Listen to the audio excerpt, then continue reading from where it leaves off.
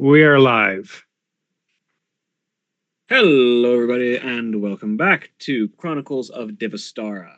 I am William, or Shawnee, and I am your game master for this D&D 5e campaign. Joining me today, we have Yare. Hello, I'm Yare. I am playing Morgan Thompson, the People's Paladin. And Zodiac System. Hello, I am Julia of the Zodiac System, and we are playing Ygraine Bone Chewer, the Hexblood Witch. And Drevian. I'm Drevian. I am playing Yingrid von Ryder, a undead rogue. And Jeremy. Hi, I'm Jeremy. I am playing Astra, who is an evil little doll. And Katie. Hi, I'm Katie. I am playing Molly Malone Clemens, who is a human time-traveling investigator and generally overall frustrated academic. And as always, Black Lives Matter, trans rights are human rights.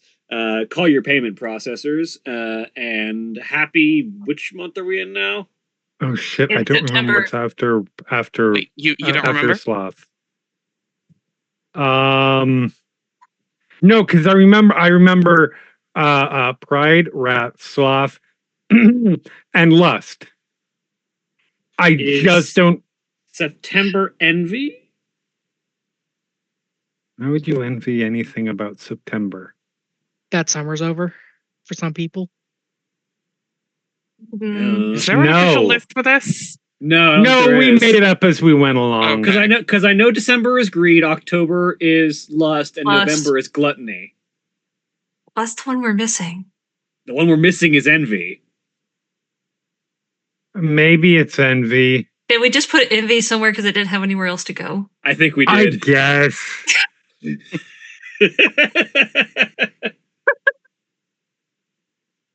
Oh no, I remember, because it's Labor Day and we envy companies that have good countries that have good labor laws. I mean, I was going to say Labor Day, and I envy people that aren't working. We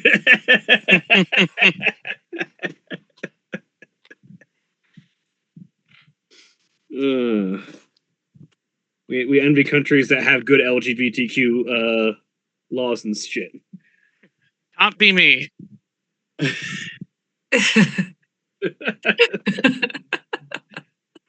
But As they were envying less and less countries as time goes on. Rapidly.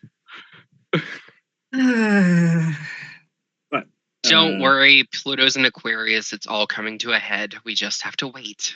You're not wrong. Yeah. I mean, you almost say that as a joke, but I fully believe you considering recent news cycles. I am not joking.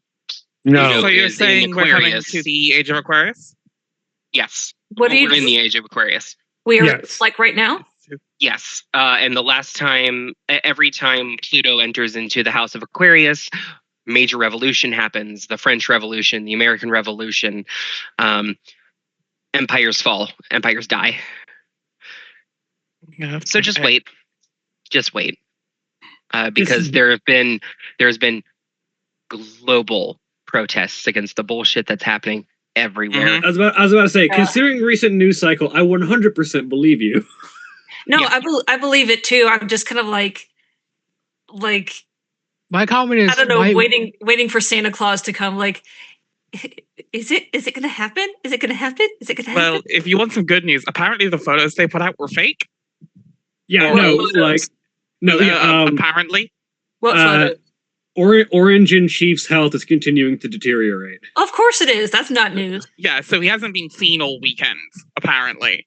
No. And they put We can't be that lucky. Yeah, I'm We can't be. all of this is very grain of salt right now. Yeah, I it's am very not alleged believing right now. anything until we get a full announcement. Yeah, they put out pictures of him No. golfing, and apparently they were from June. Allegedly. Like, It's okay. When he passes, they're just gonna put the brainworm that was in That is HHS still in fuckers, RFK Jr.'s head. head. They're just gonna put it in his, transplant and it they're into gonna JD Vance. remotely pilot him. Yeah, Yes. just transplant that into JD Vance. Yeah, Because but no, that's They me too. certainly can't rely on the vice idiot in chief to. They don't need Well, to. he's already They killed one world figure, so They only need him to be a mouthpiece for Peter Till, which is why he is there. yeah. But I don't want to highlight the downfall of the American society as much as I am cheering for it. Because like agreed. listen, everybody is like, oh, everything is getting too expensive. We're not going to be able to live. This is the point. The bubble has to burst. Yep. Everything has to break before you can fix it. The thought that comes to mind is when the orange one does kick the bucket, they're not going to announce it. They're just going to weekend at Bernie some. Yes, absolutely. There are some people who are convinced that's not what's already happening. I mean, it would do everyone really good to go and look at the Wikipedia page concerning the death of Lenin. Or the death of Stalin. Just throwing that out there. Yep. That too. I just want to know what song hits #1 when he passes. The same way Ding Dong the Witch is Dead from Wizard of Oz hit the charts when Margaret Thatcher died. For Thatcher, yeah. Here in the UK, which is the most British thing ever. I feel like the answer is Fortunate Son. I feel like you're right. I feel like it needs to be mockingly the YMCA. That'd be hilarious. Yes, it needs to be YMCA. It needs to be YMCA. I do like Fortunate Son though, because 1, Draft Dodger. 2, it was the song that he demanded play during his little parade. Yep. No, 100%. Oh, did they really? Yes. Yeah. He demanded Fortunate Son during his parade, and it would be perfect for it to hit #1 posthumously. And it's the song that's playing during the squeaky tank scene. Oh my god, I forgot just about hear that. faint Fortunate Son noises. It's great. I forgot about that. Oh my god. But all that I like how we figured out. I love that we figured out how to stop being so negative about things and just be positive about the hope that someone dies. Listen, look, it's your own damn fault if more people want you dead than alive and are going to dance on your grave. I just want to highlight that sit here and listen collectively as humanity, like thousands of people are sitting waiting for Trump to die, and that is so wrong because it should be millions. No, we that's so wrong. We got to get the worldwide numbers in. We got to get the worldwide numbers. We have to get the billions. Yeah, it's got to be billions at this point. He's a billionaire. Get the foreign box office. Billions. Get the foreign box office. Ironically, Trump's grave will become the world's first publicly accepted gender-neutral bathroom. That's what I've seen that too. I broke Jeremy. I thought that was already Reagan's grave. It's also Thatcher's. But Reagan has a grave? Yes. I know he's dead, but I didn't know he had a grave. Yeah. But also Thatcher. Of course he does. That same joke applies to Thatcher, by the way. It takes concentrated effort to get the world to unite around wanting a single person dead. Mm-hmm. Honestly, my favorite things are those keychains that said, I'm going to survive because, fuck it if Donald Trump beats me to the grave. Yeah, it's like, I'll be damned if I die before he does. I refuse to be in the ground before Donald Trump. Yep, I can do all things through spite that motivates me. Yes. Jesus. Anyway, no, we don't believe in him, but spite is way up there. All right, we have talked long enough. Anybody who is remotely who we didn't want to watch our stream is already now left. We can start playing D&D. Yes. Anyway, we got through the filter portion. It's time to play the game. Yeah. One shitty theocracy to another. I was gonna say enough talking about the fall of an empire. Let's talk about the fall of multiple empires. Yeah. Don't get me wrong. I am happy to talk about this for hours. I am too. But I think we can finally start playing D&D now that we've driven anybody off. Let's move from hopeful wish fulfillment to actual wish fulfillment. I just like spite. I do. I'm a simple person. Yeah. In case anyone had any question about the author's intent, yes, the fall of several empires was a very intentional choice about the theming of this particular setting. Yep. You don't say. much like Brennan Lee Mulligan, the villain is always capitalism. Well, it's several forms of extreme government, but among other capitalism is things. definitely in there. Among The other villain I things. am is going always to what? conquer the last The- frontier not touched by capitalism. Right. Nice! Brennan Lee Mulligan's campaigns on Dimension 20, Katie, always end up with the villain being some form of capitalist Oh, capitalism. issue. Of course. Because it's Brennan. The villain here is capitalism, theocracy, oligarchy, monarchy. Like, we'll just Said go the down same the thing list. like 4 bros. times. Don't forget tech bros. Tech bros. Said the same thing like 5 times. Oh. Listen, I spent a good amount of this morning complaining about racism. So let's play some D&D and I don't know, maybe kill some racists. Like the one problem that is not currently a major issue in this world is racism. That's the one. That's don't- but we have every other one. I don't know. We have a paladin who's pretty racist towards the undead. I mean, Aye. fair. Is that? How dare? It's called being lifist. Get on the movement. I was about to say, is that racism though, or is that something else? That's lifeism. Okay.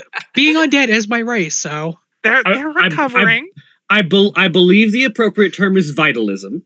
Right, Vitalism. of course. But also, they're a recovering vitalist. Thank you. I'm undead. My culture is not a costume. It literally is for Halloween It is. and not one of the bad ones. I may be undead, but my culture is tattoos. I was about to say, yeah, your culture is actually the magic tattoo you have on. The multiple magic tattoos. I forgot. I got 2. Undead are the only culture that enjoy being appropriated for Halloween because it means they can walk around and not have people scream and run away from them. There's like, hey, cool costume. God, I'm just now watching Lucifer, and I've had that episode very recently. Oh, I love Lucifer. Mm. I love that. I need to go back and watch Lucifer at some point. Oh no, Very good. I discovered it. I discovered it last year. It's very Lost Girl-esque in my. I did estimation. love me most of Lost Girl. Yes. Vaguely related, the prophecy turned 30 years old today. Stop. You can't. How dare you remind me that I'm as old as prophecy? Wait, how old are you? 30. We're both. Yeah. Oh, for fuck's sake! Yeah. Yara and I are. I baby. think Yara and I think are like on like slightly different ends of the same age because I turned 30 in December. Yeah, I'm June. I'm Yeah. June 95. And December I- 95. Yeah. July 95. I have not figured out how to do hand tracking yet, but I need you to know. Yeah, the middle fingers are up. I get it. The middle fingers are up. I put an extra one up for you. Thank you. They're now the I three feel so 30-year-olds. supported here. Now the 3 30-year-olds have made everyone else in the call feel like they're turning to dust. 40. See, here's the 85 thing. bitches. I know you're older than me. I know you're older than me. Here's I the already thing. know. I didn't even mention it to be a look how old this movie is. I was just like, Lucifer, prophecy. Makes sense. Also, if you haven't seen it, go watch The Prophecy. Legitimately. It's yes. very good. Christopher Walken's best performance, and Viggo Yeah. Mortensen plays the most terrifying Lucifer you will ever see on screen. Interesting. He's highly recommend. so good Oh, I bet he is. without ever raising his voice. Oh no, that's the creepiest thing of Like, all. He's I like not doing unspeakable things to that man. shouty. He is What'd you say? That one almost, Julia said, "I will do unspeakable things to that man." almost got away with Yeah. that one. yeah, no, legit. Like Uh, So D&D? yeah. So So- D&D. Anyway. 25 minutes into this, sorry, no, we started slightly later. 23 minutes into the stream. 23 minutes into the stream. What When have last we left off. What have we not covered? D&D. That's the only thing we haven't covered. Yeah, the thing we're here for. Oh, When wait, last this is going to be a fun session, guys. Happy Labor Day. Today Labor Day is Labor Day. Happy Labor Day, neighbor. Happy Labor Day, neighbor. My head hurts. Get on with When last we left off, the party had arrived within the capital city of the Rumor theocracy, simply known as Rumor.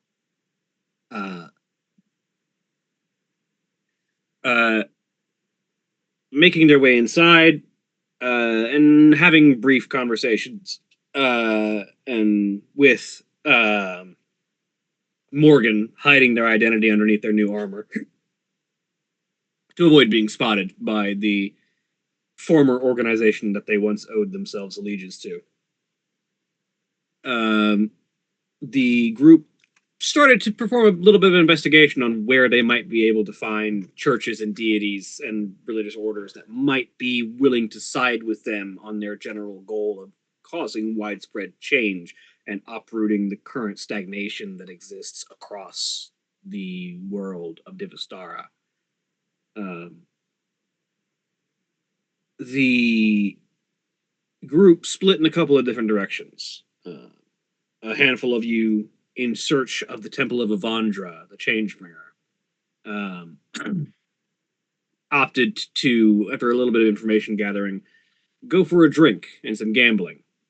Places where games of chance are held, and people can simply wander the correct path and see when they walk upon it to see if perhaps the door to Avandra's temple might avail itself to the group. And elsewise, another group followed one of the lamplighters of Ayun to their temple, the massive library and reflection pool and meditation chamber that serves as Ayun's bastion within the city of Rumor, in order to see if they could find any research or information on past history.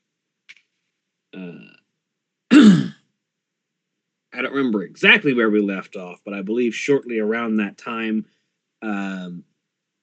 Molly had uncovered a novel that depicted that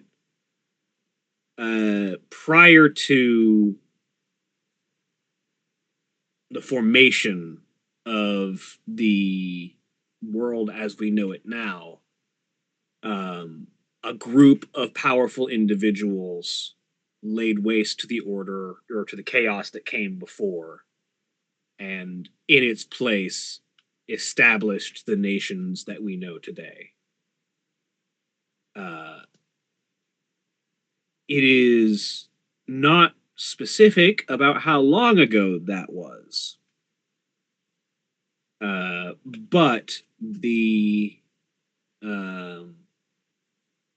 establishment and of the fact that there was a before time is already more than anyone in the party and most anyone that had ever been around was aware of. But while that revelation is being processed by Molly, we join, I believe it's Morgan and Astra, and possibly Ingrid, who are at the, because I believe it's your Grain and Molly who are at the Temple of Ayun. Yeah. Yes. I'll ask the question of Ingrid. Would you have gone with Morgan and Astra to go drinking and gambling and see if you can find the Temple of Avandra? Or would you have gone with your Grain and Molly to see if you could gather information at the Temple of Ayun? Probably Ayun. Fair enough. Because I'm not sure I'm much of a creature of change. Yeah, it's just that this is the god of the temple of the god we're looking for particularly because god of change systems, yada yada. Yep. Like, I think being undead, I'm very much a stagnant creature. Legit. Yeah, fair. You refuse to change so much that you refuse to die when you died.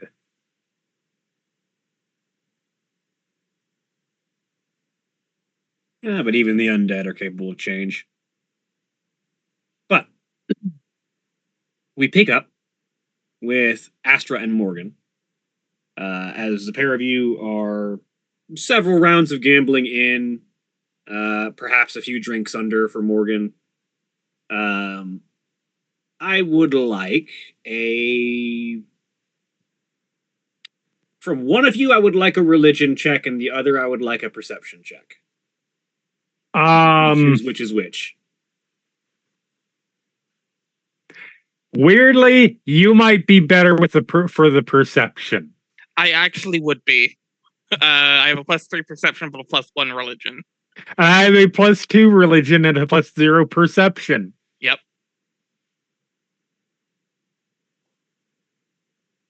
11. An 11 for religion from Astra. 18. And an 18 for perception from Yare. From Morgan. All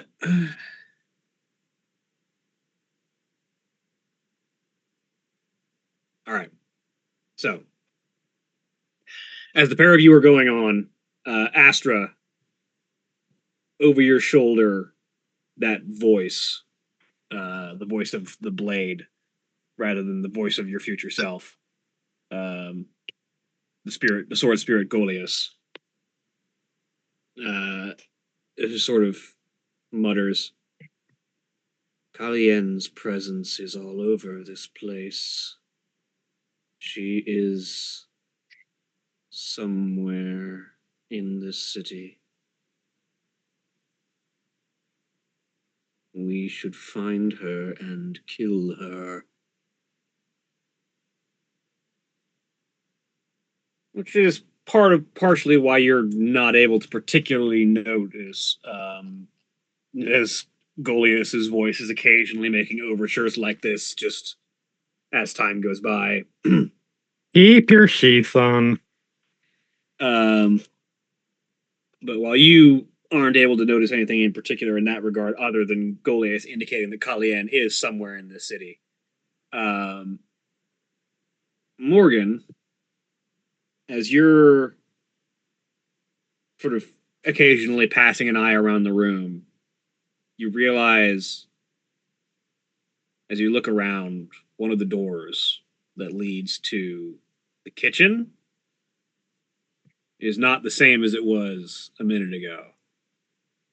As you look back around, there is what was previously like a relatively rickety wooden door. Looked like it had seen some years of use. Now looks like freshly lacquered, perfectly maintained, and has the stamped golden symbol of a coin with the face of a beautiful woman with flowing hair on its surface.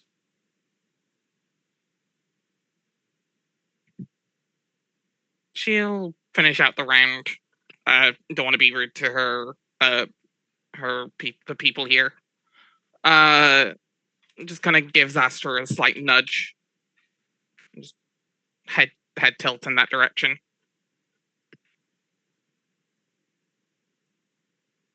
Mm-hmm. I think we found our way in. You go first. She shrugs and just giving that, slipping another silver over so the rest of the table can have one more round on them. Makes her way over to the door. I follow him. I follow behind. I'm just not going to be the first to walk through the door because there might be traps or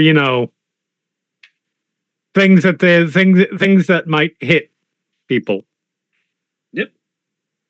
From the outside perspective, the door. A couple of individuals notice the two of you walking towards that door, notice the door, and then go back to their business. As Morgan opens the door, steps inside, Astra follows behind, and the door shuts behind them. From the perspective inside the door, the two of you enter a doorway and find yourself standing in an open field. There is just a long road stretching ahead of you. And as you take a moment, you see a single road at first. And then your eyes blink and there's a fork in the road. And then there's another fork in the road. And then there's another fork in the road.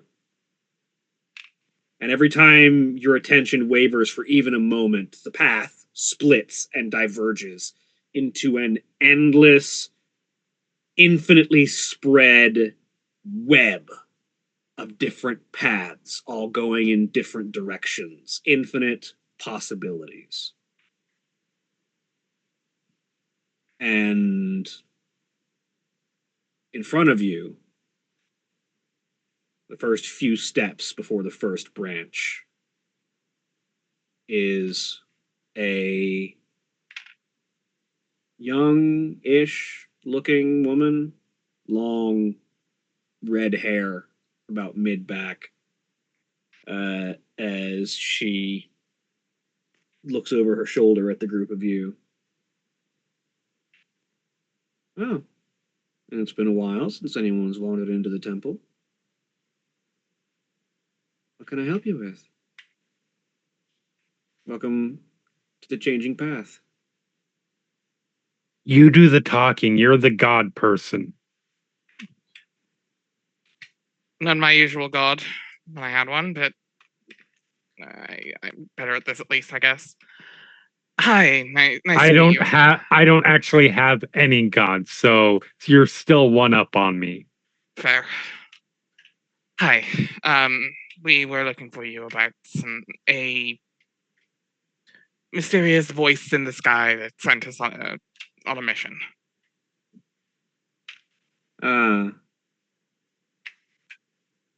You were following the grandmother's quest.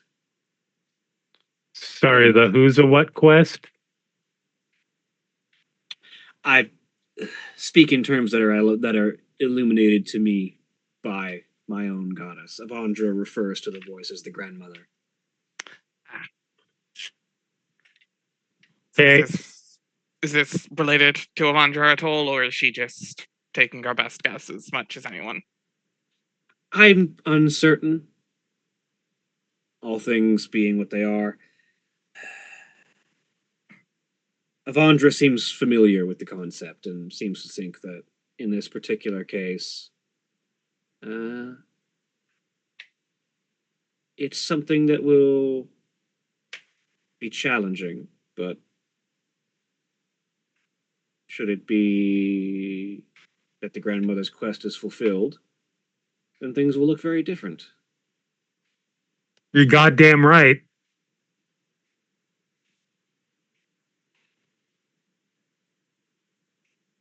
That's the plan. What can I help you with? What brings you to Avandra's temple? Aside from the obvious. We were looking for overthrowing and changing the entire state of a continent is a difficult task. We were looking. Understatement, I'm aware.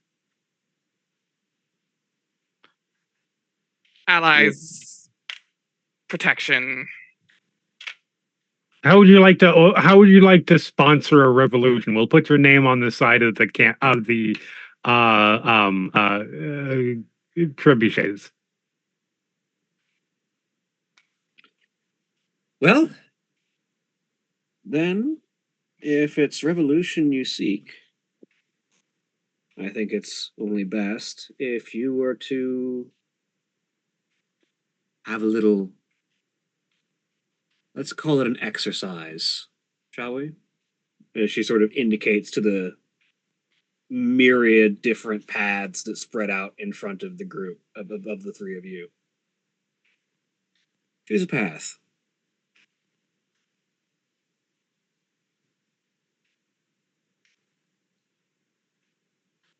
Morgan takes a couple seconds to take a look at it and just walks, somewhere off to the left. Let's say third from the left. Tell me about each of the paths. That's actually something that you will do the informing of.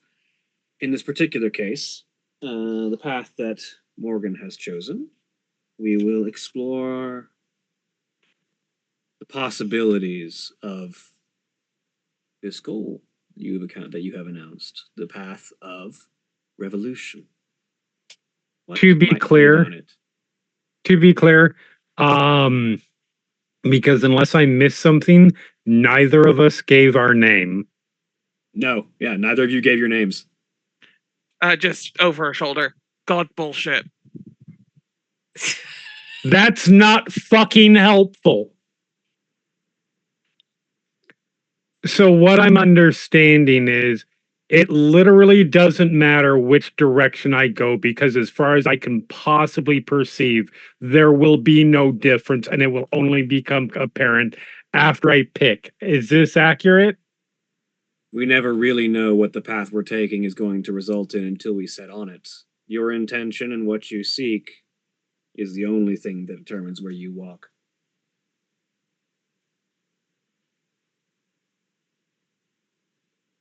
That sounds like a yes to me. Just in long, flowery line terms. Interpret it how you like. Your friend has chosen a path. Will you I follow hate them? your friends! Will you If follow- it will you doesn't follow your matter, friend or take a different one.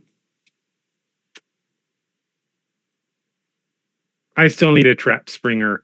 I start following Morgan. Morgan's cracking a little bit at this. Your friends suck. In my defense, not necessarily my friend.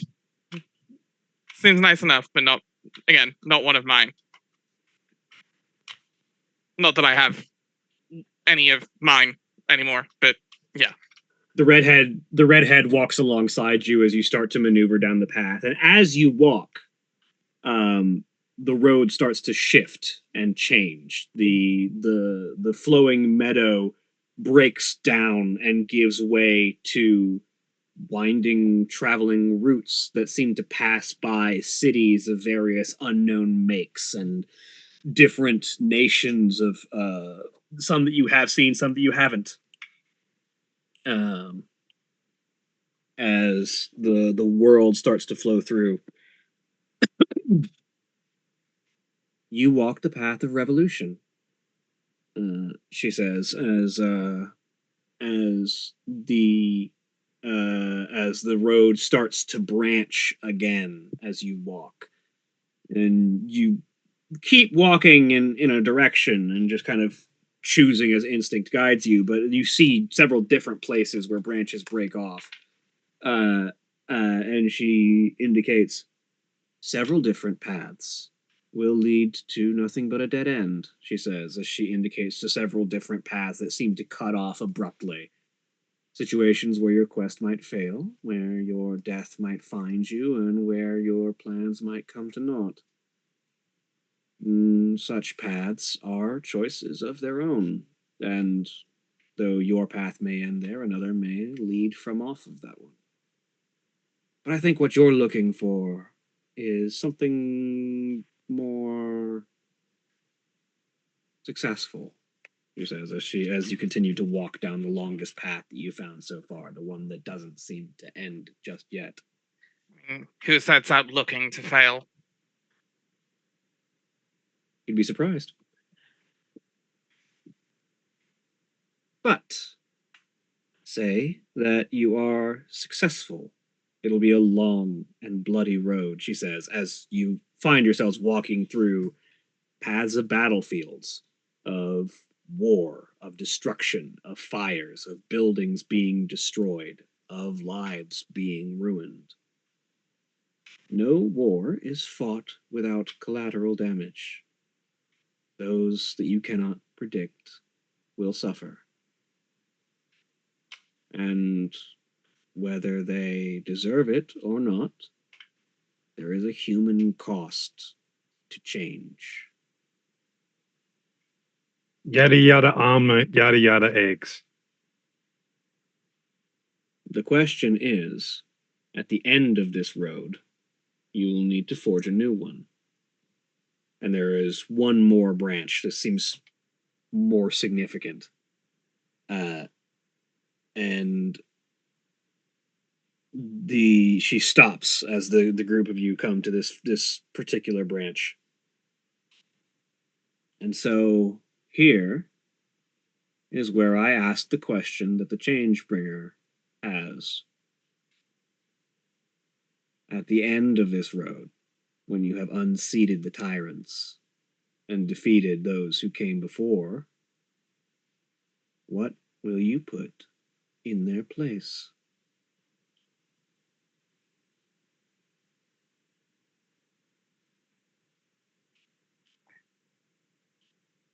It's not really up to me to decide that. It's down to the people I'm here to help, and people get to decide themselves. I'm just here to guide the process. All well Protect and them on the true, path. but you will have influence in the matter. To deny your own power, your own influence, is a choice in itself. To refuse to acknowledge that your hand will shape history is its own choice. And you'll find, she says, as she indicates down one path that starts to turn backwards, it's often a cyclical one.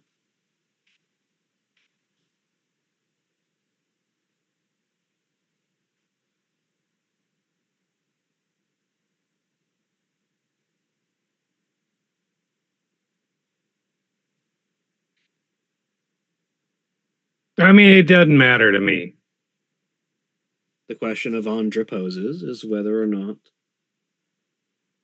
in the pursuit of change, you will in fact merely pursue a longer cycle of stagnation, replacing what you bring down with more of the same.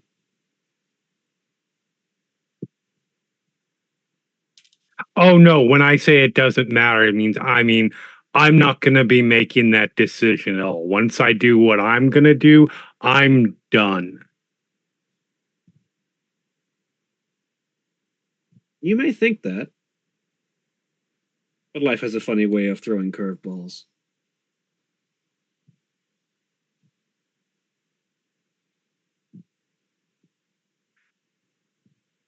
Sorry, to be clear, when I'm done, I'm not walking away. When I'm done, I'm done. I have one purpose why I'm here.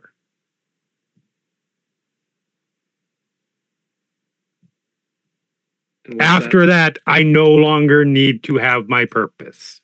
And what purpose is that? Burn the Tower of Divination to the fucking ground and salt the earth. A distant voice from your future quietly mutters, Shut up. "That's not the purpose that you're here for." Shut up.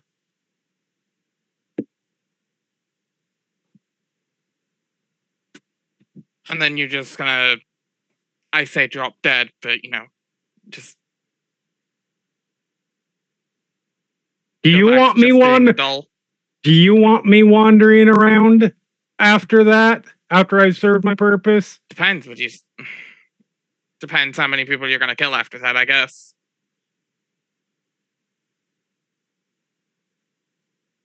Probably more than would be acceptable to you.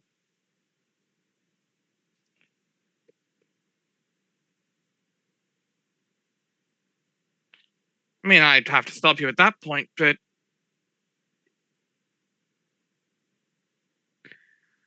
what I mean is, why stop with the thing you're supposed to do? Why not find something you want to do?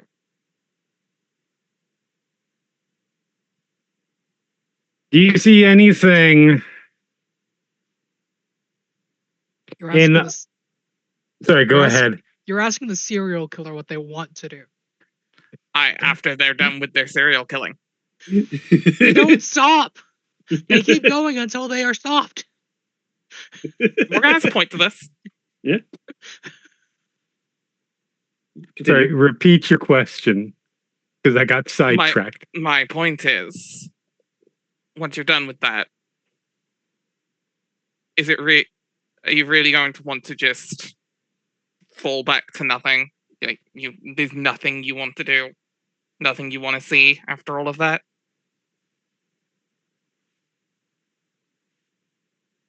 do you want me to go find a new purpose?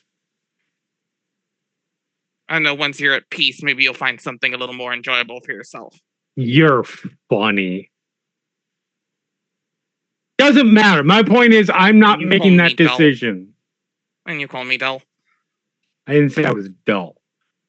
No, you've called me that in the past, though. Or words to that effect. I said you were boring, not dull, Words to that effect. because you're predictable. So are you. At that point, this point. Yeah, because I told you my end game. It's not the point. The point is, Avandra person, you have my answer. I'm not going to be here, so it doesn't matter. I'm not going to be involved in the reconstruction of the next civilization to do the exact same thing that this one did. And I know that's what's going to happen, and that's fine. I'm only here to take this one down. Kiara, says the redhead. Right.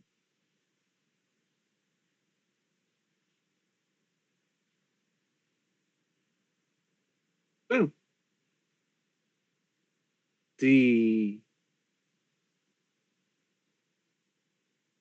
doll, possessed of 3 spirits, has given her answer. Quirked eyebrow from Morgan. Doesn't say anything. What about you?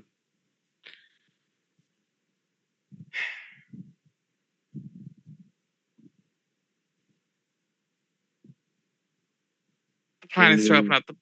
One who walked a path, has had it torn from them, and now seeks a new one. Where will you go at the end of this? I'm not actually sure yet. I haven't really, don't know yet. I'm just here to help out where I can at the moment, and if that gets me somewhere, that'll be great. If not, I'm still have my job to do. I still have my abilities for a reason. Well, Somewhere, even if it's just within me, wants me to help. if nothing else, the willingness to embark upon an unknown destination, uncertain of the results, but willing to follow the endeavor, is one of the most admirable traits Avandra can see in an individual. So at the very least, he says, as suddenly you find yourselves back at the beginning of the path, at the entrance to this meadow that you had originally found yourself on. I think, at the very least, the Changebringer is looking forward to seeing where this goes.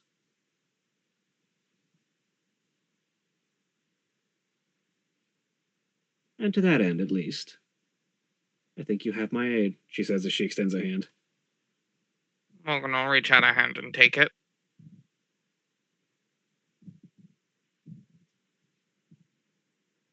I am Kiara, and I am the keeper of the Changebringer's meadow, the changing path.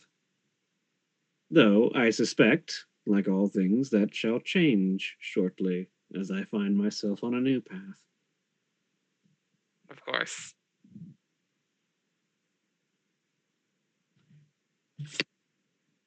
And how would you be able to assist us? Well, I wouldn't ask you to step onto the battlefield if you're not willing. aside from being able to lend my gifts to ensuring that your combatants remain healthy and hale, I am indeed willing to walk the battlefield with you, should you so desire. I am also one who can help predict paths. I might be able to assist in the gathering of allies. I might be able to point you in the right direction with Avandra's guidance, where you might be able to find what you need to achieve your goals.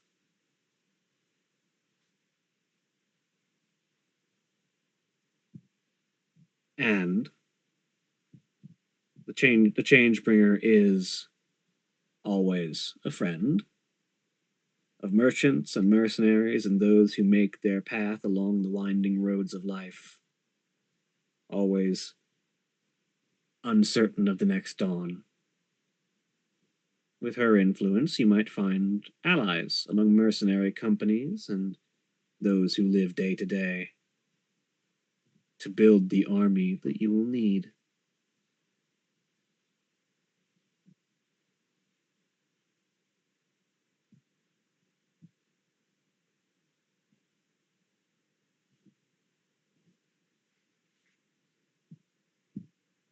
Very well.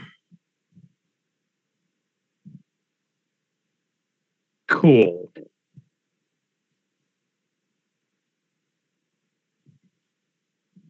Then let us return, she says as the door that you had entered through reappears.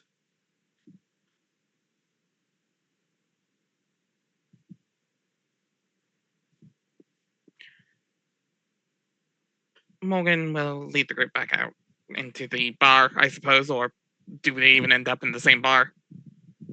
You emerge back into the bar. As you reemerge, you have acquired your second sidekick. Kiara will serve as a healer sidekick, as a crew of the ship. Or yeah.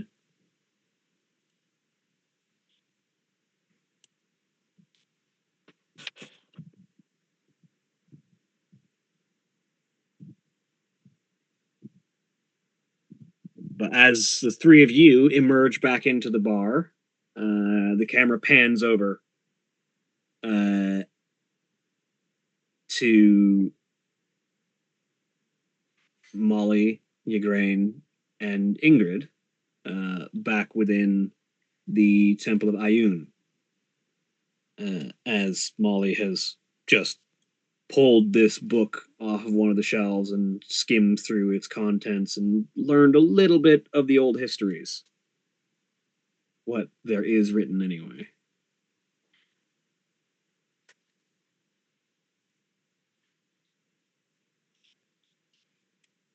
Molly has just been using memorize to commit this information.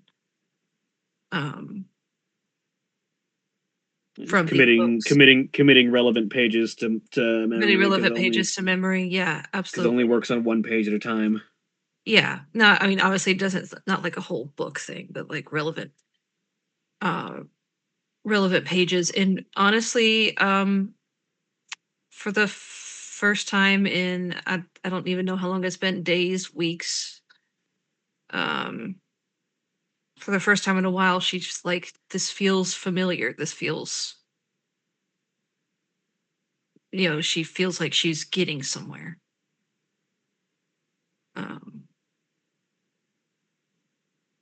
Are Ingrid and Bone Ygraine. Sorry, I'm gonna mess the two Y names. Yeah, I keep messing that up, and I apologize. Are they close by? Or are they doing their own thing? Or it's a question for the two of them.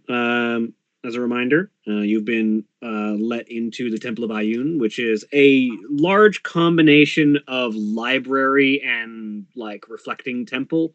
There are a number of the walls are lined with bookshelves of varieties of different tomes and novels. There are reading tables and study spaces scattered about, and also reflecting pools. Just these like calm spaces with seats and like pools of still water for individuals to like sit and meditate and ponder, just sort of spread about.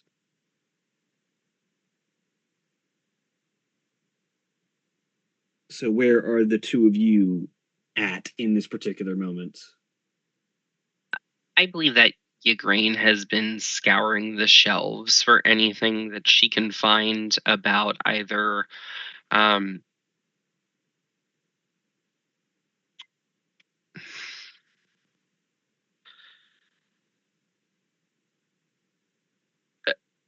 breaking contracts with higher power entities, as well as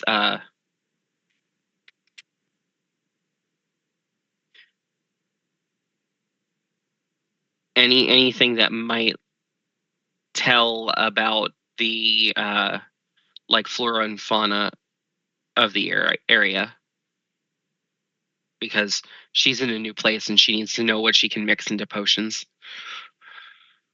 Easy enough to find like an almanac for the area of like what plants might be worthwhile for what particular purposes. For the other one, for that other question, roll me investigation. And Ingrid, what are you up to? It is not very far away, like not even a minute of walking. It's still within line of sight. But I was looking at the shelves, seeing if there's anything on necromancy or undeath. Almost certainly there are several topics. Are you looking for anything in particular?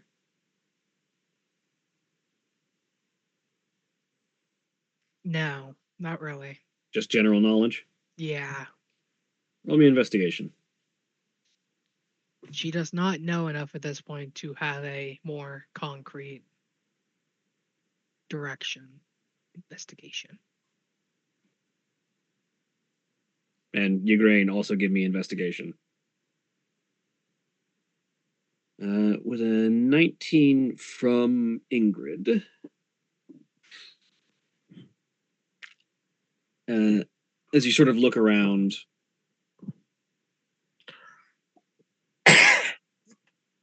there is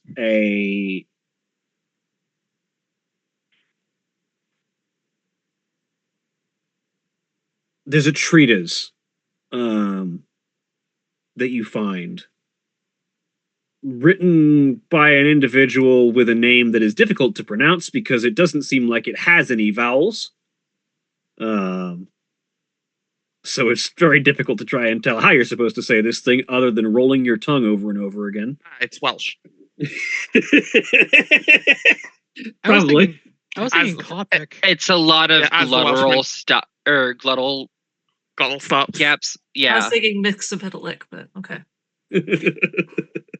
I was thinking how hieroglyphics are only written using nouns and no vowels. Or consonants. Yeah, consonants. it's definitely something along one of those lines, whether it's Welsh or Coptic or something in between. There's definitely a language that you're gonna have to try and figure out how to pronounce this thing. Can I buy a vowel? No, because there are none.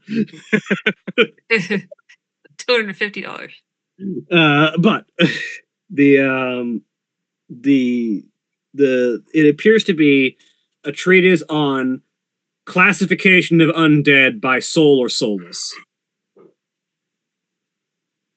and seems to be an indicator of one particular person's attempt to like classify and clade and like form undead into categories based on whether or not they can be assumed to have a soul.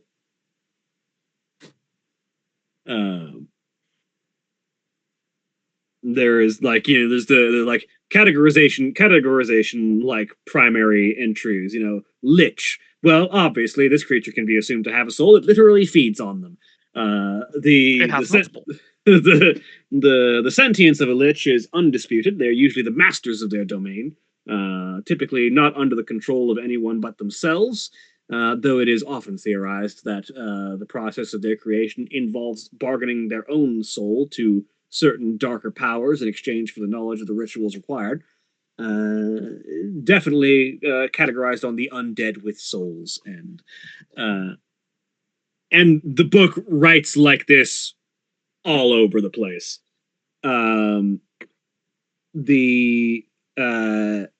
It's definitely like this was someone's college thesis almost. Like we're gonna spend way too long on this very particular category that probably not many people have actually asked a question about, but I'm gonna write about it because it's my particular topic of interest. And it goes down several different lists and categories. You note the Bone Collective that you had defeated earlier is identified as a soulless category, in that it is given a very particular task of gathering bones and does not appear to have much in the way of higher sentience, though with certain collections, some of them have developed something like a hive mind that displays some degree of reasoning thought. The frailty of that being dependence upon the mass of bones does seem to imply that it's not a soulful connection as much as it is simply a gestalt organism.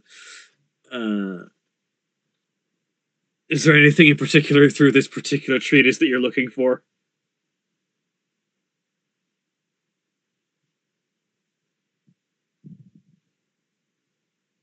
Self, no, not self. Undead with a soul with weird means of production. Not like a lich going through a ritual, but like something that could happen incidentally. Oh, just like incidental undead? Yeah. Yeah. Yeah. As you sort of like flip fish through, there are several different categories. There are what are identified as lingering ones, which is basically when this is often attributed to mythological figures. In real world terms, this would be attributed to Sisyphus.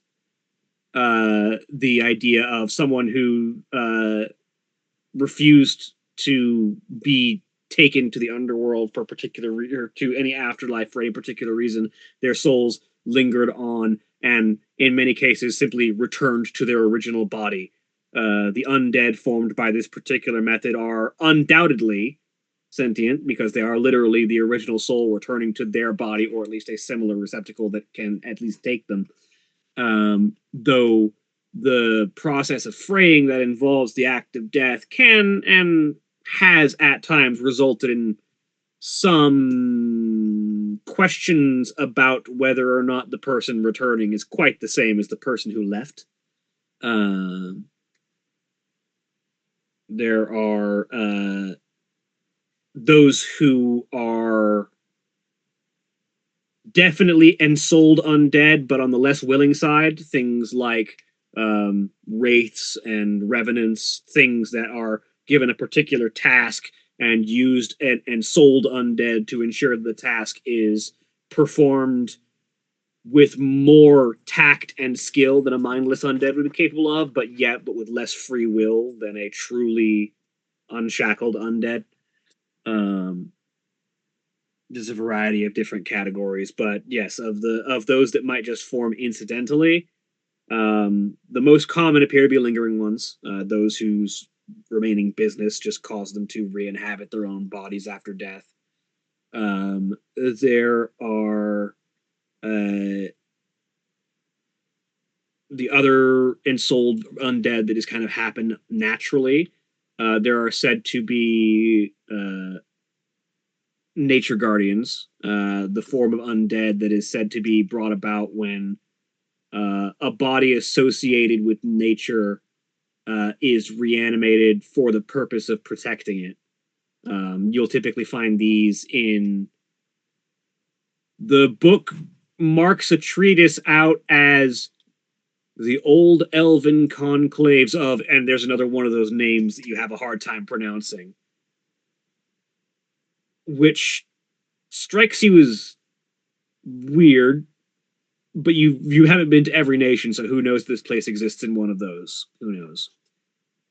But the fact that it's described as specifically elven conclave strikes you as a strange one, because in your experience in every nation you've come across, there aren't really like concentrations of one species to the point where an entire community would be monolithically a single species. So that strikes you as odd.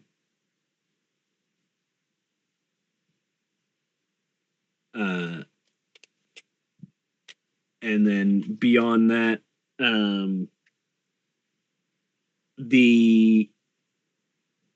there are a few other examples, but they all sort of follow under the same general lens of a living soul once possessed of a body, deceased, either returns as a ghost or something similar, re-inhabits a body, or is forcibly brought back into a body. But as far as incidental undead, most of the time it seems to be something related to the soul not being willing to pass along, or sometimes incidental magics in an area causing a soul to linger on because the natural magics of the realm prevent their passing for one reason or another.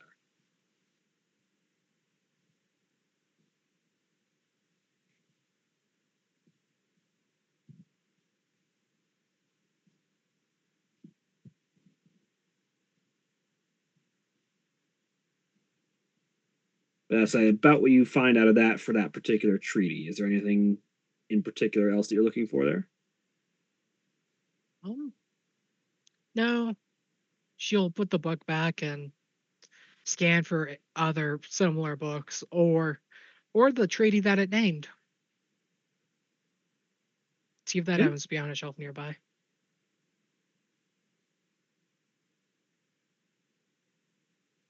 You start digging through some of those, and you might gain some additional information, but that's probably the most that you're going to get as far as practical information at the particular moment. But you'll gain a little bit of further insight on general undead, like to the point, in fact, that I will say that in future references specifically for classifications and understandings of types of undead, you will have advantage on intelligence checks to just recall information specifically about what you've learned about the undead in general. All right. Keep that in mind. Cool. So I know we talked about how there's just a very general history about how this had all recently, all the divided states had recently come about. Was there anything else significant in that volume? That was probably the majority of what was in there that was at least worth relevance of calling out for expositional purposes. Right. And there's the particular note that the anarchic wilds, there seems to be a note of betrayal in the notes about the wilds. It seems, and it's the text itself is unclear. It seems like the author didn't know which way this leaned in particular, whether the druid who created the wilds or is responsible, who was part of the original group that felled the old world order, whether the wilds were created because the druid was betrayed or were created as an act of betrayal by the druid. Okay. So it seems like there was a conflict there that led to the creation of the wilds. Okay, so in essence, a conflict, regardless of how. Yeah. Which way it went, and I, as I recall, and I could be mistaken on this, there wasn't anything in general about Recul, because a lot of history has been erased there, obviously. Yeah, a lot of history about Recul specifically has been erased, but as I recall, there was the brief mention that an individual among those people who had overthrown the old world order went on to found Recul, and there's a sense that their trauma, their particular desire to forget what had come before and move on forward, might lead to the way that Recul is today. Okay, due to some bastard's issues, here we are. That's history. That's history. Yeah, who'd have thunk it? I was about to say, welcome to everywhere. I was about to say, just play the Bill Works video at this point. Just like how did every government start? Will some bastards issues? Men will found a new nation and give it its trauma instead of rather than go to therapy. Instead of going to therapy. That sounds dangerously close to Carlin. Is that Carlin? I also just want to say that men used to go to war over spices. Ladies, if he ain't gonna go to war for some flowers for you, he ain't doing nothing for you. Oh man. The other question I have, has anything on not because she is a time travel, but she doesn't mean she has a hand on how all this works. Are there any books on time travel? Roll me an investigation check. Okay. This could be- Chronergy is an illegal science not condoned by the church. that's not the question I asked. Investigation? Yeah.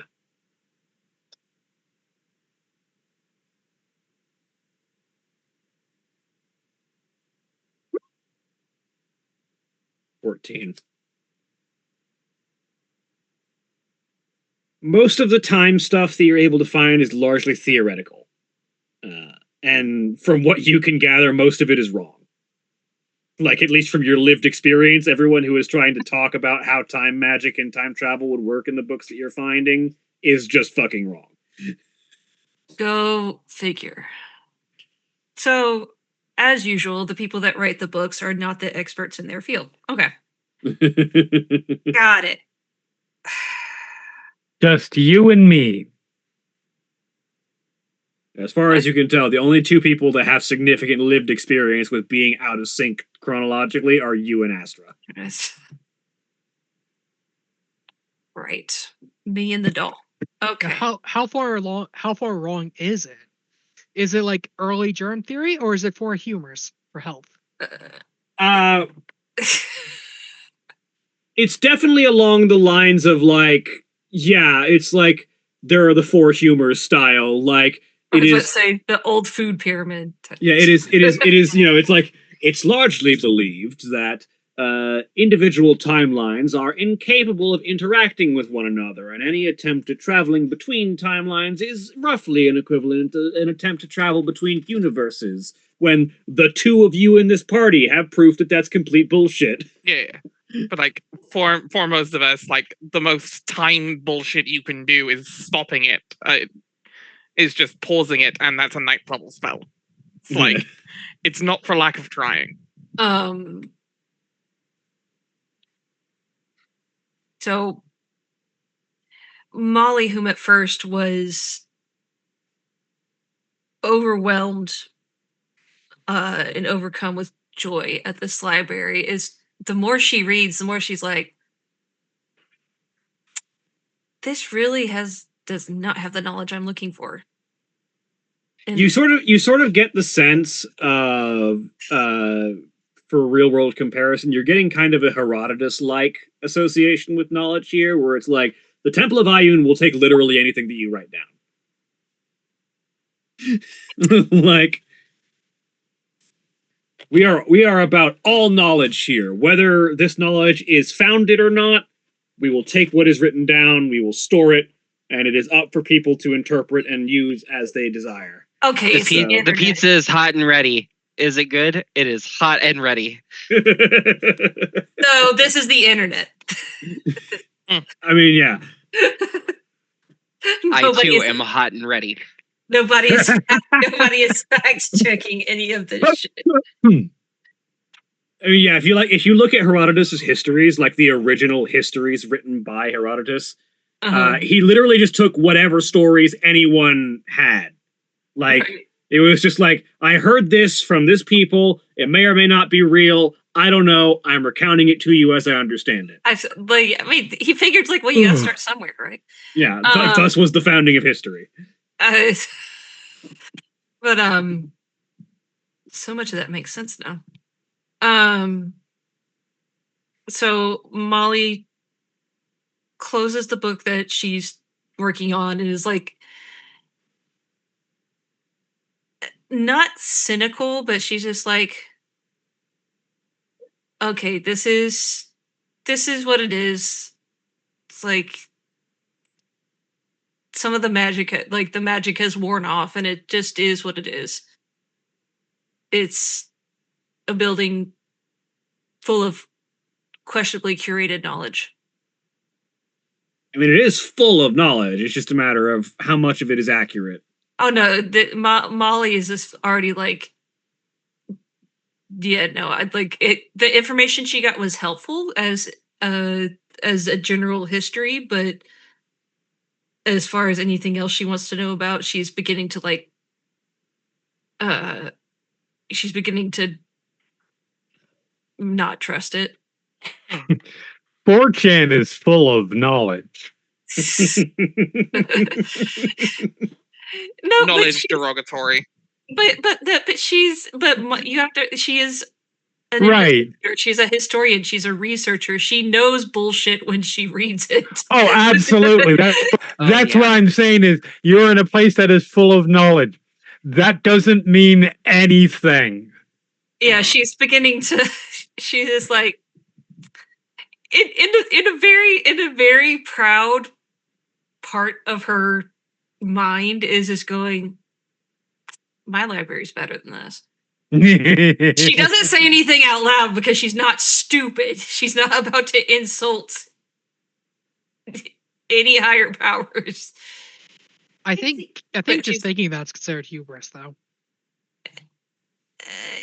But she's not concerned about hubris. She generally believes in herself like way more than I actually do, which is not a lot, but there's a line.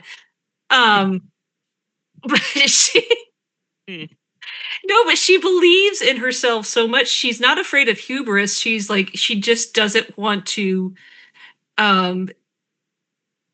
she is well aware, like, when you are in somebody else's house, like, you don't go about like stepping on toes, like, you just, metaphorically speaking, you want to be polite if you want to leave with your life.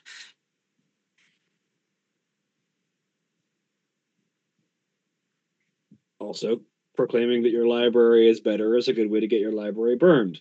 Again. Exactly. Like, You say that in the house of the god of knowledge. even that she like she like I said, she may be full of hubris. She may like taunting tech bros, but she's not stupid. Like there's a Mhm. point. A time They're and like, place. there's a time and there's a place. Like, are you gonna anonymously shit post on the internet and run underground knowledge circles in underground history knowledge circles in a technocracy, or are you going to insult a god of knowledge in their own temple? Like, there's a line. Mhm. There's a line, and we're gonna use it like a jump rope. No, we're not. No. Meanwhile, Astra, damn bitch, you live like this? Yeah, I mean, God of Knowledge's temple is Wikipedia. God of Knowledge is the one that has to do the sorting. And God of knowledge is exhausted. I have never heard of Ioun referred to as a Wikipedia editor, and it's correct. Damn it! Don't say that. I want to like Ioun. No, Wikipedia editors are generally cool. No, Generally. I strongly disagree. There are some. Talk about and this is a high bar. I have never seen someone take such a level of importance and pretension over the tiny amount of power they have, like a Wiki-fucking-pedia editor. Like, No, had Ioun's personal not a experiences. Wikipedia. Was And you've heard Dave Meltzer talk. Ioun's not a Wikipedia editor. He's a Wikipedia owner, and his clerics are the Wikipedia editors. There, she also. That but She. Okay. that is better. Yeah, that's accurate. Ioun is the one who owns Wikipedia. Her clerics are the ones who edit it. Acceptable. I can see that. But Ioun took that one look makes at it and Ioun a CEO, and we don't like those. Every Yeah, god Wikipedia is a CEO. Wikipedia runs on donations. Oh, okay, never mind. We're good. I say Wikipedia is not a for-profit organization. It runs entirely on donations. Yeah, tell me how much the person who's in charge makes, because it is not nothing. It is not nothing. It's not it's fair. nothing, and I'm fine with them making some. That I'm just person- saying it's not yes. a for-profit company. Most of it goes to Wikipedia, so we're Yes. cool. No, to be clear, I like Wikipedia as a whole. It's just people. You just don't It's like just people people. with inflated egos in positions of minimal power. I just recognize that it is a good, but like all major systems, flawed system. Yeah. That the big problem it has is people are involved in it. To be fair, Jeremy, that's the problem with any system. Uh-huh. It's great because We're on the same page here. Yes. it is people involved, and that's people oriented, and that's fantastic. The problem is that it is people involved and people oriented, and that is frustrating.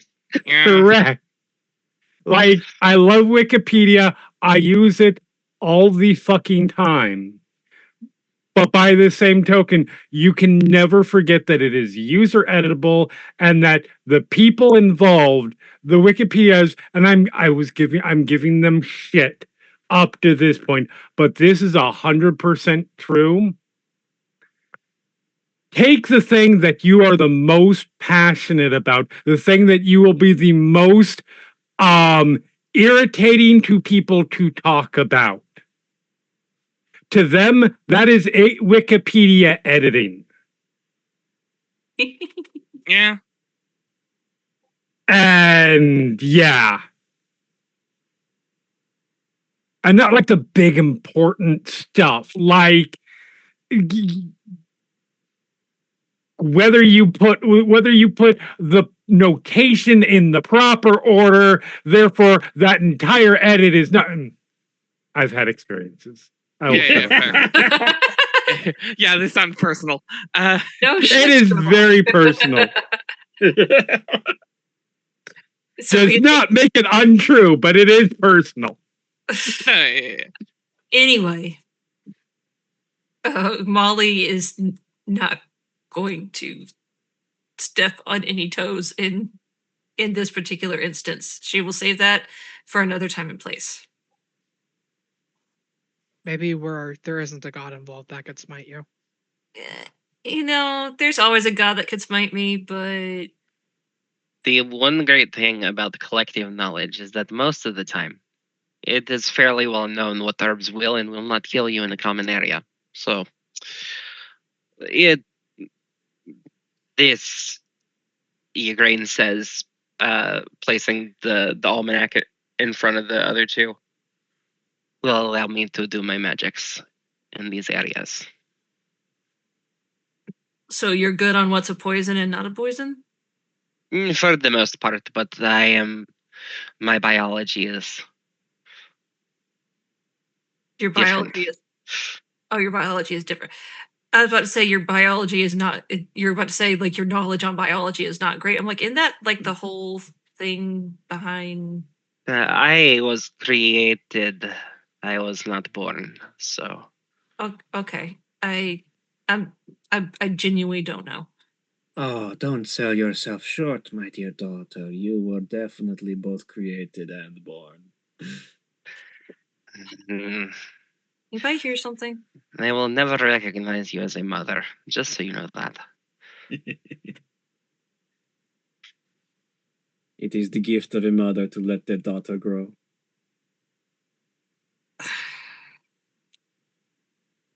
So shall Where we come from, it is a gift of a mother to end the daughter, and vice versa. Oh, are we hearing this conversation, or is this? You're certainly not hearing the half that you're not hearing the half that I am speaking, but I believe Igraine is saying her half out loud. Yes. Igraine will often talk to herself, either looking up to one corner or like purposefully like turning her head to the left or right, like she is talking to someone who is not there. Igraine, you good? Yeah. The unfortunate one continues to talk in my head. Do you want to talk about it? I believe we are only here for an afternoon, so we Oh, cannot cover the long story. entirety of the topic. Correct. But so that this is about. I'm assuming this is about your relationship with your mother. The mothers, grandmothers, creators, whatever you choose to use as an adjective. Okay, this is deeply rooted shit. That is not a casual conversation. Okay, got it. Did we good to go? Like, Yes. okay, Ingrid, you good to go? Yeah. I mean, I Why could is my stay here. voice slipping? I don't know why my voice is slipping. But go ahead. I mean, I could always keep looking for more books. Who couldn't? I mean, I understand that, but I believe we should move forward. Yeah. All right, let's get out of here then. Who knows what the doll and the paladin have gotten up to? We might find further knowledge elsewhere in the city we are currently in. This is true. You can find knowledge any time and place. So, you make your way out. Where are you headed? To the street.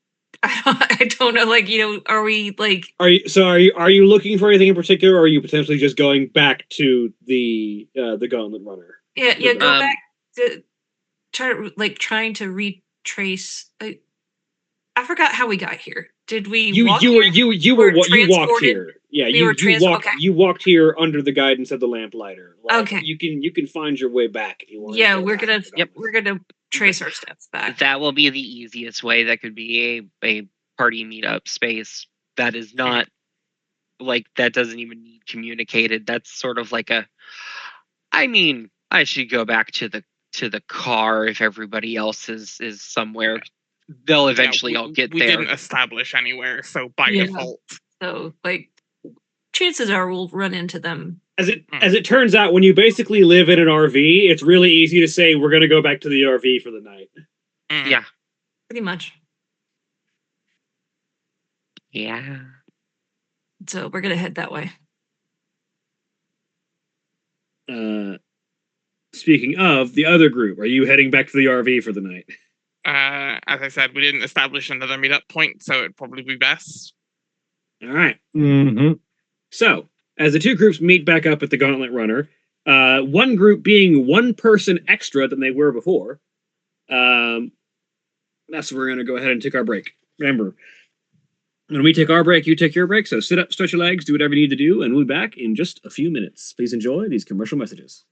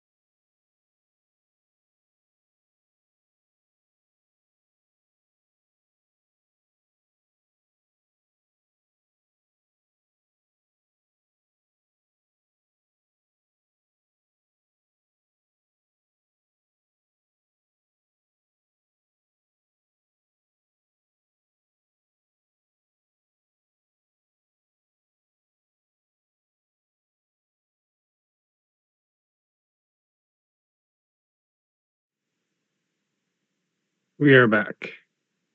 Rawr. All right.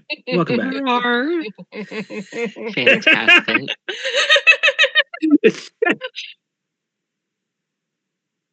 If no one else was gonna, I was. I can just put us on the thanks for watching screen. You You could. could, You could, but you want to play D&D as much as we do. but you're not gonna. I mean, we would still be playing. You would. I think Drev is the only one who checks the stream. The Drev doesn't say anything, and Drev is an agent of chaos, so there is no guarantee. I have They been known to check the just Twitch go stream occasionally. I've been known to check the Twitch stream on occasion. Not right now, but on occasion. Yeah. The point stands. Yeah, you could do a Well, lot of things, We are live. Yeah. I'll go back. unlike the dinosaurs. This Or is not. this is the point at which I remind you all that you have yet to give your runner a name, as I give you access to Alsana's character sheet in the crew of insert runner name Yeah, here subfolder of the We characters need folder. to name that thing. What? I forgot. We described. What does it look like?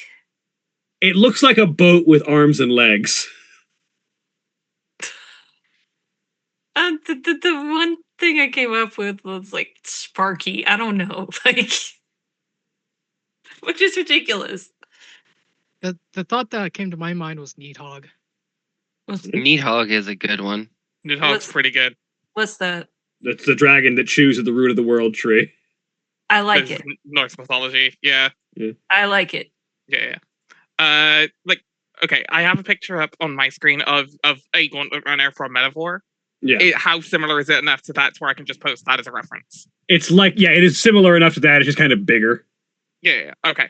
It kind of looks like this then. Yeah, you can Putting just it in post the that Slack in the Slack chat, yeah. Okay. Yeah, it's bigger. It has 4 limbs instead of just 2, but it follows that same general feel of a Got boat with it. limbs that lets it move. Okay. Yeah, the dragon one is great. Yeah, I like Nidhogg. All right, crew of the Nidhogg. How do we spell that? And I'll put it. Nidhogg. Yes. Okay. With or without the R. The R is optional generally, but whether we want to do that or not, I don't know. Do you pronounce it? You do M-O-M-M-Y. not pronounce the R. Okay. It is just generally accepted Yes. that there are 2 ways to spell it, one with the R and one with not. Okay. I'm glad someone heard that. What?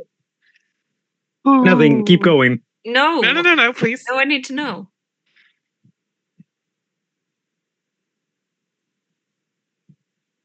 Huh? What? Jeremy? Bullshit.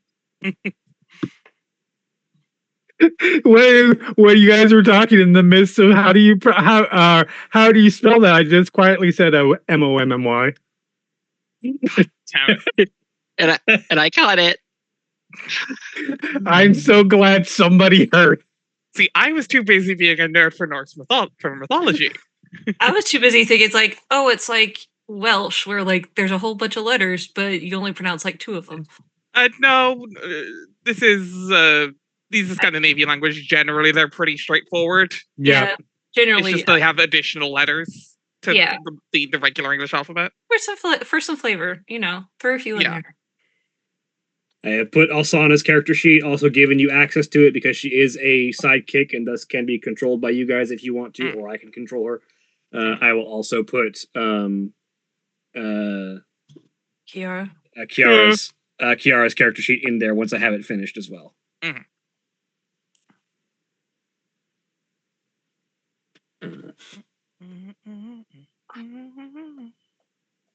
But that aside, you all meet back up and get your long rest in. I'm assuming introductions will be made for the suddenly additional half-elf individual on the ship.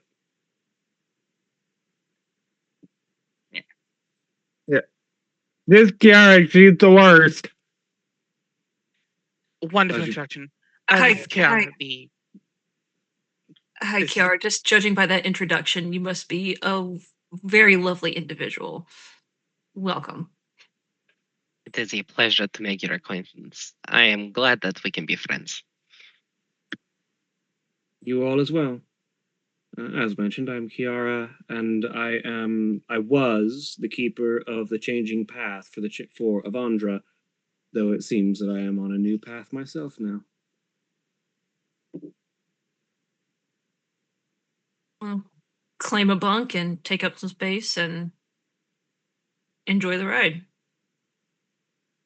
Gladly.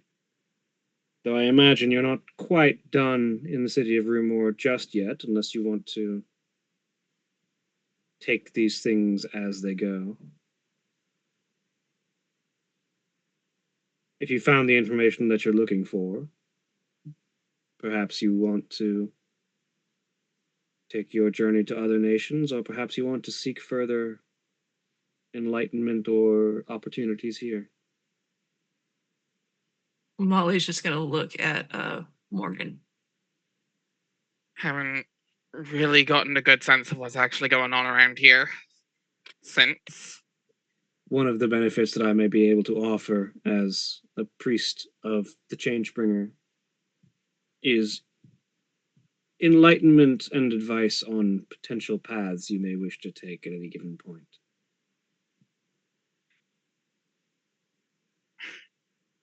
Might not be a bad idea. We're kind of just flailing right now. Also known as Kiara can function as the ask the GM what my options are if you Yep. need it. Mhm. To truth be told, Kiara, we don't know why we're here, and we're just kind of making it up as we go along. If you need to ask the GM for direction towards plot hooks, you could We ask know Kiara. we know we need to bring about some order to chaos. Whatever that big voice in the sky said. Bring we about just chaos found to the altar. Are you just contradicting me, or is that the big sky voice said? No, he threw forth chaos into the world. That is where we came from. That was the upheaval. Yeah, where's Yes. the chaos? We Too much order has taken hold everywhere, and thus we need to change that. Stagnancy has taken root. Systems of order have become systems of oppression. Right. The fish rots from the head.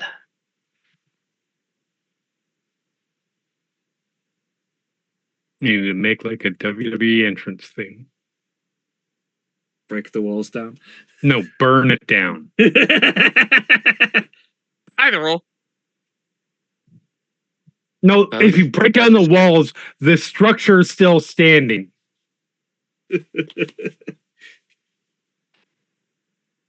if you break it down the walls, then it's usually got the fire inside. That is step one of the process of burning it down.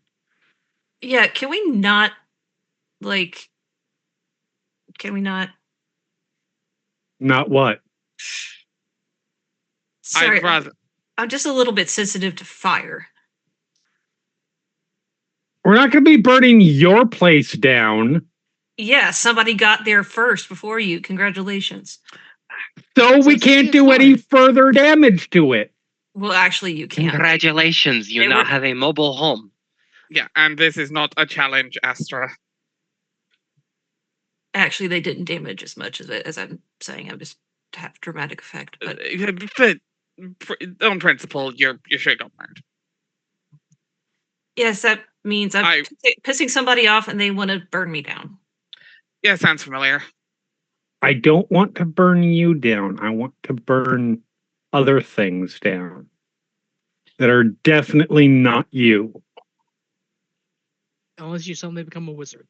That may be like the nicest thing you've ever said to me. That's not true. I have said nice things to you. Okay. I think I said you weren't stupid once. Yeah, but now I know you're not going to burn me down. Right. just I- poison me or shank me in the back. But you know, Unless you secretly become a wizard. why would I want to do that? That's boring. The bookworm doesn't want to become a wizard? No, I thought that was the precursor to wizardry, was bookworm. no. Of- I am an In my I'm an experience. investigator and a historian, and I want people to like stop thinking they invented the wheel when they reinvented it. In my experience, most wizards start with a drug trip and then they gain insurmountable knowledge, which needs to be applied everywhere else. Sir, past trauma, we need to examine in that. So, anyways, I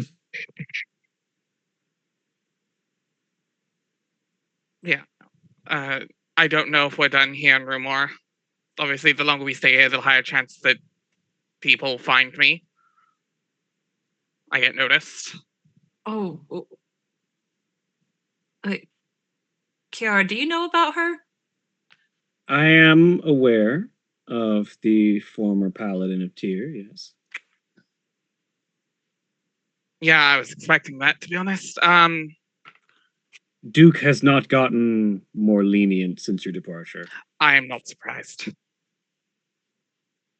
is this somebody we need to burn down? High Marshal of the Paladins of Tyr, he commands their forces with something one would be acquainted with an iron grip. That My sounds former like a boss. long way of saying yes. My former boss. That's a slightly shorter way of saying yes.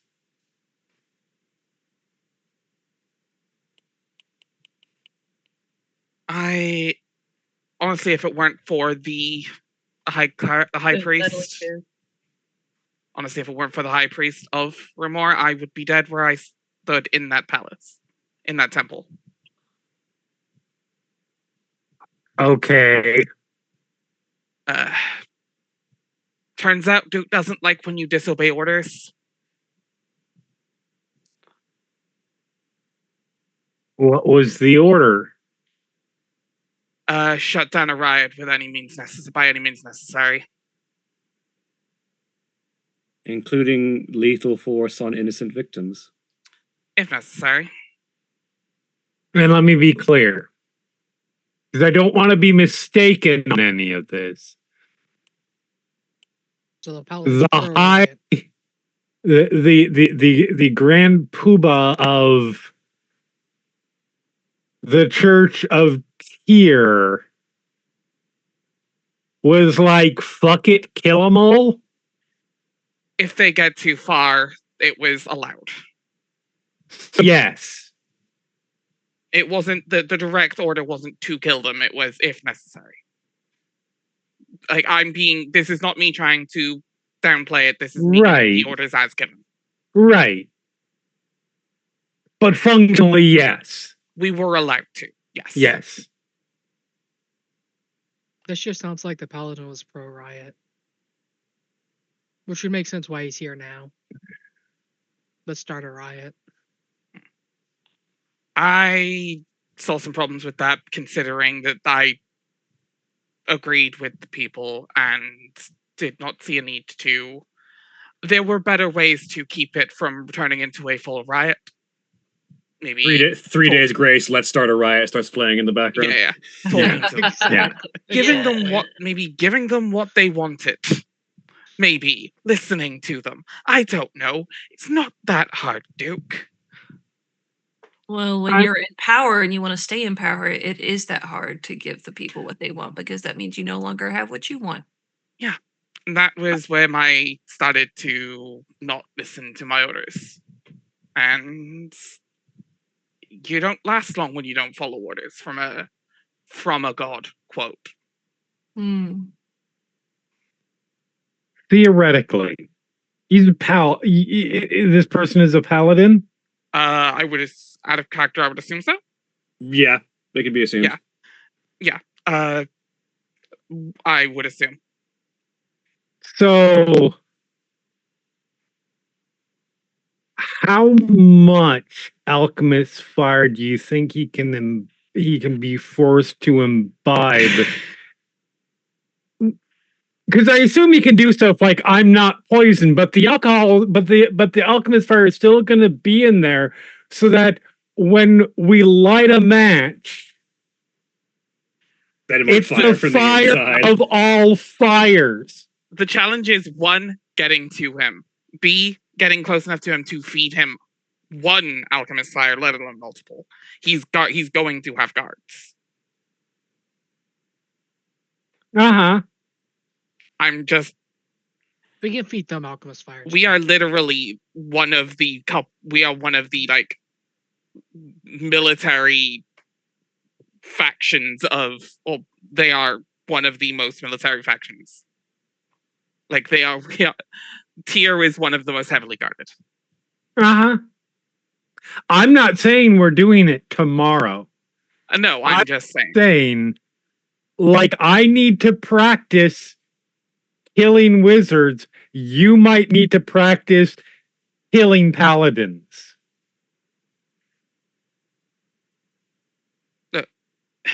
If it comes to it and we do fight, I will deal with him as I need to. If he attacks me or an innocent person, I'll defend myself and them. Not that I'm saying no to any of this. My only question is, what larger purpose does it serve on the journey that we're on? It's Take out the head of the literally church, the you need to point of centralize what we're everything. trying. Yeah. Yes. He is not the head of the city.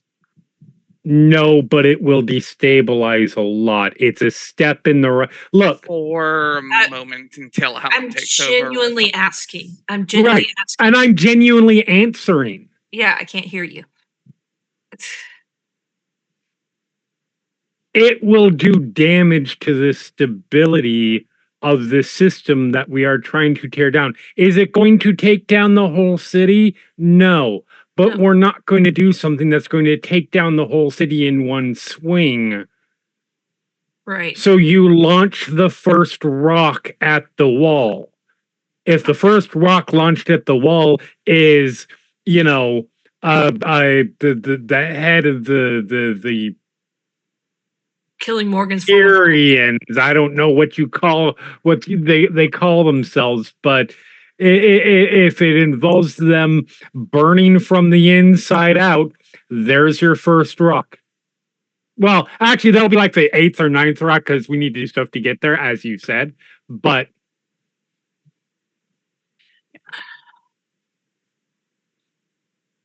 yeah, we also need to know what else is going on in the city because right. while this is a concern, especially if we're going to be traveling through it, I'm not 100% sure about the actual High Priest of Ramor because they are the one that kept me alive. I don't have as negative an opinion as I might with some. Do I care for their methods? No. Do I care for the way the city runs? Not particularly. But they were nice to you, so I get they that. literally stopped me from dying. They exiled me from the city, but it's better than being dead. Right. Exile, you're still alive. Exactly.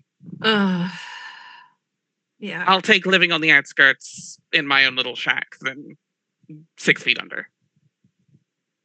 Well, actually, I'd be burning. It'd be a pyre, but okay. So it sounds like we want to throw this rock. I don't know if we want to throw this rock now, but it's a rock to throw. Yeah. I don't know if we're ready. I don't know if we're ready to take down. It's a pocket rock, if you will. Exactly. For a rainy day. Yep. Yeah. Okay, so what you're saying is, and I'm just trying to make everything clear. Right. What you're saying is it's not our priority right now, but it's on the to-do list. If that's something we want to do, yeah. Okay, so but if we're talking about moving away from Ramor, do we want to stay here? Do we want to find a parking spot for this thing? Or like I mean, Do we want to continue somewhere else and come back? Like I'm question here. I'm genuinely asking. Yeah. Question here, Kiara. Are there any people in Rumor that are looking for this kind of change? That I aren't sus- Avandras? I suspect there are people in every nation that would look for this kind of change. You'd only find the oppressed. That wouldn't be hard. I live with them. But in particular, as far as knowledge to be gained or paths that lay before you, I generally suspect there are a few. Some possible paths you may wander. As I understand it, the nature of the grandmother, the one who issued the command, is still as yet unknown. Their identity may be found somewhere among Rumor's information. If you wish to know more about who exactly is providing you this ultimate quest, perhaps learning their identity might reveal a bit more of the world's history. The identity of the grandmother. She who presented this loud, booming voice and caused the upheaval that sent people across the world. It's possible to know her identity? It may be, within the confines of this city where all gods are known, her voice is most likely that of a long forgotten god. Well, there's like Avandra calls her grandmother. I can only assume that might be literal. you don't happen to have like a family tree textbook, do you? I'm afraid that's not information that I possess. And it's not information that Avandra has divulged to me. Which I'm guessing it's also probably not in the place where I was either. I mean, you might have it, but the gods' relationships are a web. Yeah, but honestly, given the state of their time travel section, I don't have a whole lot of hope. Aside from potentially investigating the origins of our mysterious messenger, aside from presence in Rumor and seeking to pursue your goals here, you may want to do a tour of the nations, learn what all it is that you are facing in each of the worlds that you encounter, and learn who, what, and where you may be able to use. Each kingdom may house tools that would be beneficial to the uprooting of another.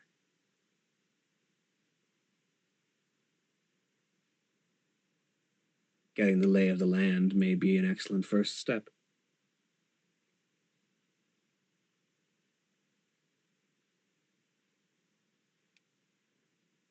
So basically, do a patrol run, basically. Scouting mission. And beyond that, there are numerous paths, but those stand out to me as particularly strong potentials, though there is also the option of delving deeper into your individual shared histories.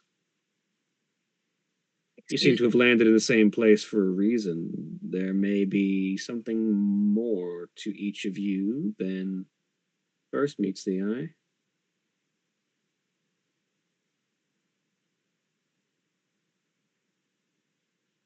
You're saying if we dig deep enough, all of us are connected somehow? Possibly. I can't see the end of every path. All of the webs of fate are connected in minor ways. Every soul we interact with, even by nudging them on the street, we affect their lives in some way. The time travel, don't step on a butterfly. Yeah, okay. I think you should just not step on butterflies, friend. Yeah, That no, sounds like an unkind thing to do. no, it's an expression, but you're used to hearing that from me. It's a very unkind expression. I murder people regularly, and I think that's fucked up. It's literally. I didn't say I was Steph. Oh my god. I did not say that I was stepping on butterflies. I said that's a time travel trope. And they're like, oh, don't go back in time and like step on anything. Don't step on a butterfly because it can change the fate of the world. Nobody's going around stepping on butterflies. I don't know. I seem to be. I'm a bit of a time travel expert myself, and I've never heard that. Well, again, we run in different circles, do we not? That's yes, true. Mine yours are invents fun. the wheel daily. Why are you running in a circle? This is another expression. I know that expression. That is an actual expression. All my expressions are actual, even if you don't know them. I just more. I think it just says more about Molly that she might actually be running in a circle than anything. I'm not running in a circle. I mean, I'm trying to keep people from reinventing the fucking circle, okay? That's what By I've been doing doing. so, you're running in a circle. Do you like the taste of floor? Yeah, that depends. hey, look, I'm not the Dirt or bad wood? guy anymore. So where are we going next? No, I know you know the taste of floor. We because are you're going so on close a to trip. it. We're going on a trip?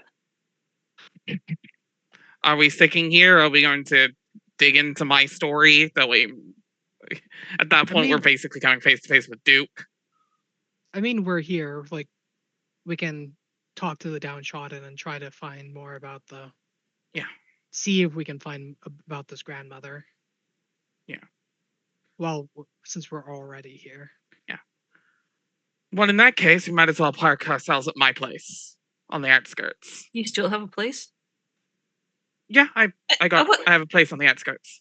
Okay. Yeah, I'm not homeless. Don't worry. Okay, was my whole like you're getting exiled thing. I thought like it's Oh, like that was months ago. I know, but it can still like lead you. If you're exiled, it can still lead you to not have a place to live in the place where you live. I found a place to. A bit of a gift from a few of the people. Is with it- It's a small place, but it's Is it- a place to live on the is it- outskirts of the town of city. Is it in the wilds? Bordering. Interesting. Dangerous enough where occasionally we'll have things from the wild show up. Question for the GM.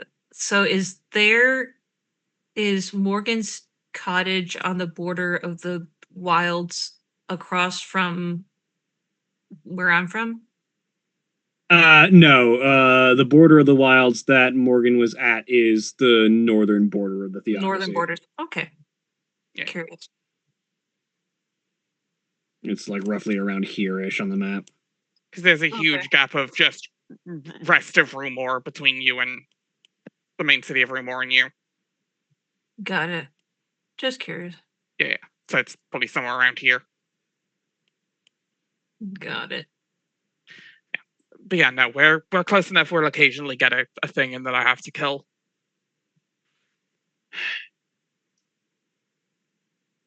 Part of the job. That may be another path to seek as well. Seeing What's if any that? communication or contact could be made with the druids of the wild. Possible. Yeah, but they don't like people very much. No, We'd have to they be very don't. careful. You're from the wilds, though, aren't you? You're from the wilds, right? Yeah. Originally. But they trust you.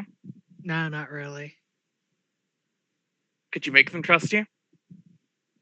I mean, they wouldn't. They don't distrust. They wouldn't distrust somebody, but they don't trust them. It's an option at Yeah. least, then. Yeah. Well, so we're gonna. So here's what I gathered. Let me see if I can sum up. We're gonna stick around here. We're gonna look more into Morgan's background, Morgan's past, to see if what connects any of us to that particular past. We're gonna look for the downtrodden who might be able to join us in our quest, and we're gonna start throwing literal or metaphorical rocks. Pretty much. Not the worst idea. Yeah.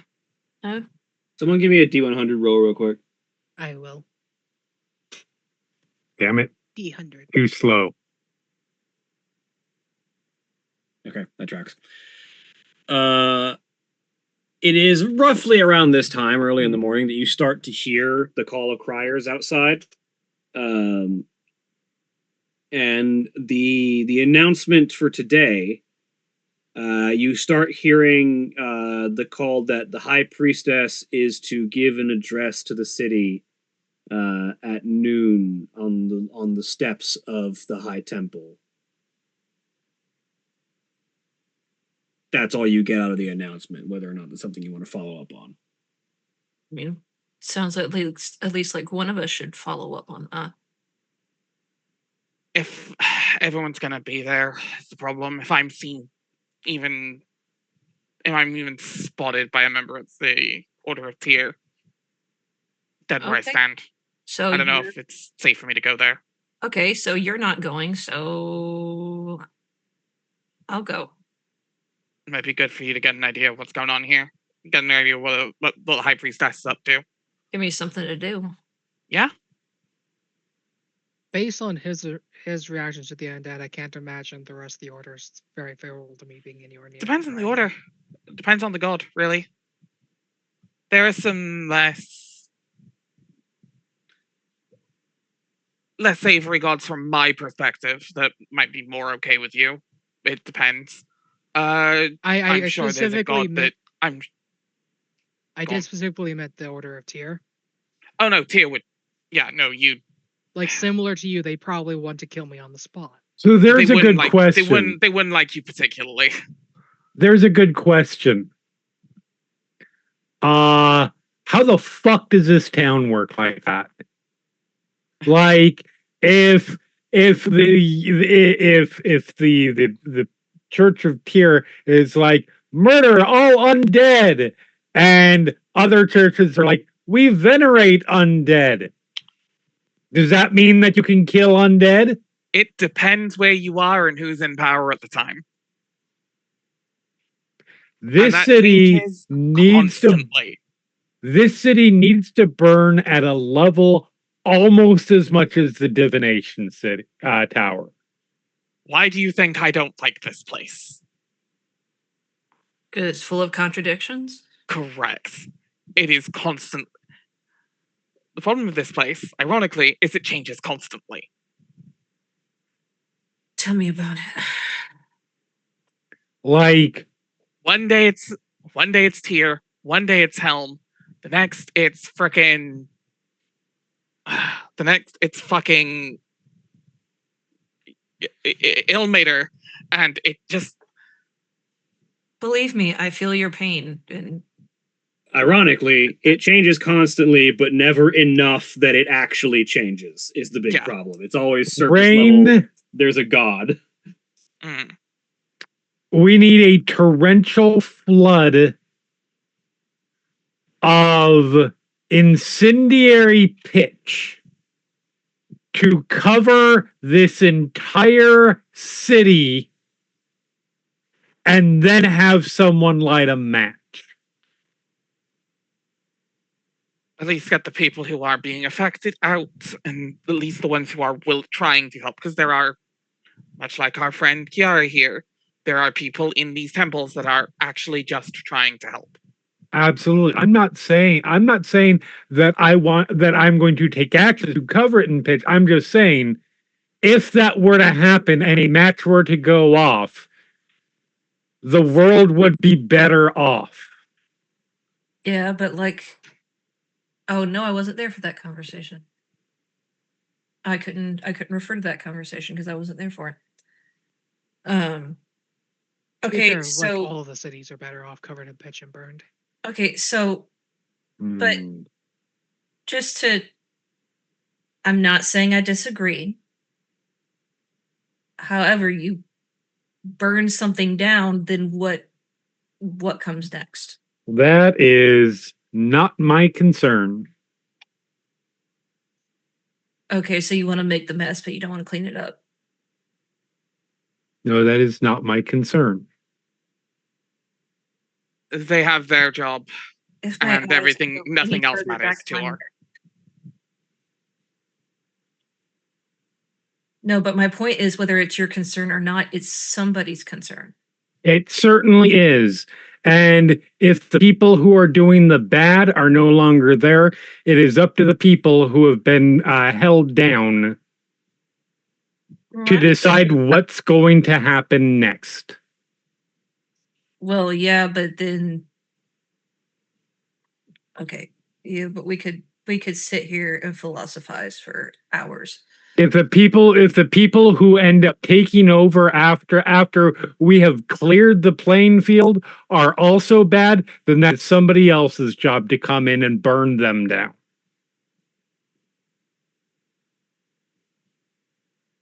I can only burn so much of the world. Not with with an attitude like that. Try harder. I was about to say you need to use a larger match.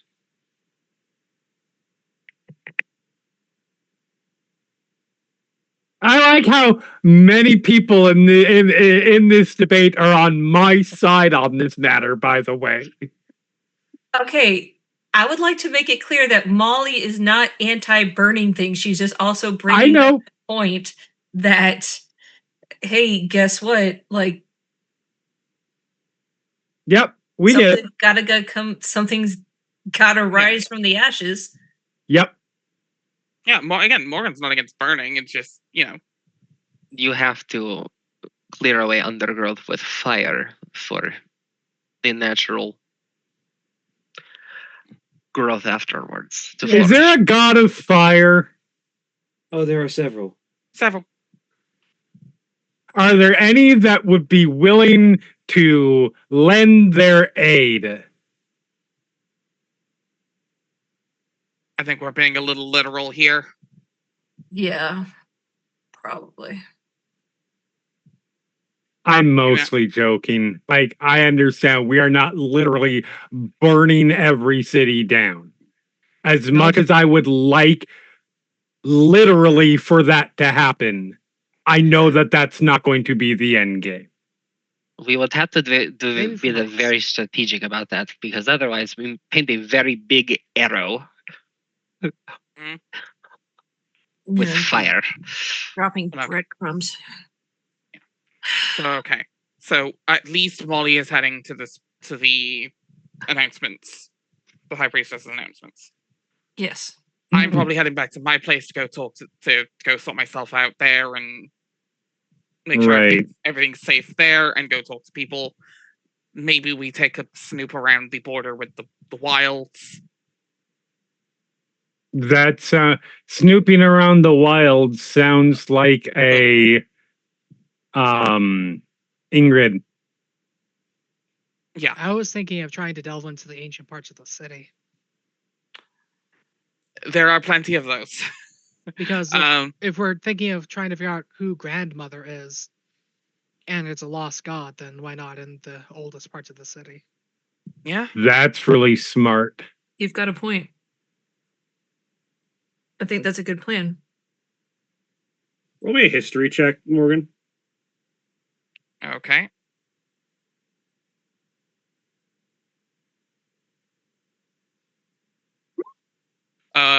I'm gonna reroll that. Actually, did I use my inspiration since last reroll? No, you've had a long Long rest. Okay, I'll use my inspiration from being a human then. Human. 19. Natural 20. No, 20. Let's go. Nice. The oldest part of the city is the High Temple. The problem is where you're looking to go is the High Temple, which is it's generally open for visitors. It's just not like easy to get into the deep parts, right? Mm-hmm. Yeah, which you can get into in general, but like snooping around might be putting you a little close to the High Priestess and her and their guards. Does anybody go into the deep parts? I mean, presumably the temple guards. I mean, probably, but that wasn't my job. Also, of note, putting two and two together, no one knows the name of the High Priestess is God. Yeah. And the other problem is I don't know what we necessarily find, because I can tell you which priests follow what gods generally, but when it comes to the High Priestess, the funny thing is nobody knows who they follow. Oh, they don't know at all. Like it's not Nobody, knowledge? only a name only known to them. So, like a name that might be lost to time. Shrugs. Nobody's allowed to know.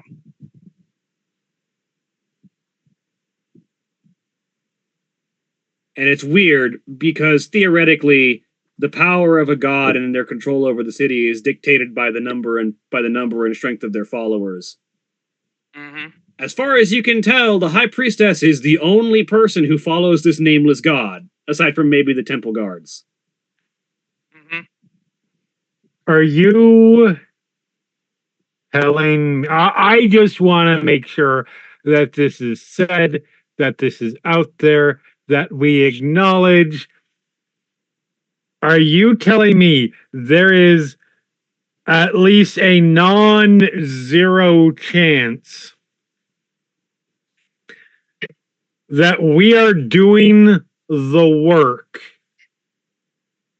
of the high priestesses of the city we are talking about burning down's deity? If that makes it, hey, if grandmother is the High Priestess's god, that makes things so much easier. But I have literally no idea, How does that make it easier? because then we have an ally, and a powerful ally. Oh, I'm sorry. If this is the case, and this deity is in charge of the most powerful person in this city that we all want burned to the ground, are we not expecting the possibility that grandmother, since we're all using that cuddly ass name now, isn't doing this just as a power play for them? And will stomp us the second they have as much power as they need. What other information do we have to go on? First off, I never said I wanted Rumor burnt. No, I understand. Words in my goddamn mouth. I'm not. I said we. I wasn't talking about you specifically. I was talking about the group as a whole, because on the whole, we seem to be pretty okay with it. I understand this is not something you're okay with. Also, I'm not fine with letting doing the system as it is rot. It needs a better. There's a better system that can be put in place here. The gods can work. The followers of the gods can work together more instead of fighting among themselves constantly. They can help the people instead of squabbling. There's also the possibility that she doesn't work for grandmother. That's for like also we might be making a huge assumption here. Absolutely, and that's why I said, not that this is the case, but there is a non-zero chance was the specific phrasing I used. Yeah, but you're running on this one like worst case scenario. Like, yeah, because we need to discuss this as a possibility and not pretend that it's not a concern. Then let's find out. Let's have Ingrid do a little bit of digging if they can. Let's see what happens. Again, be careful. It is the High Temple. Okay. It's going to be guarded to shit.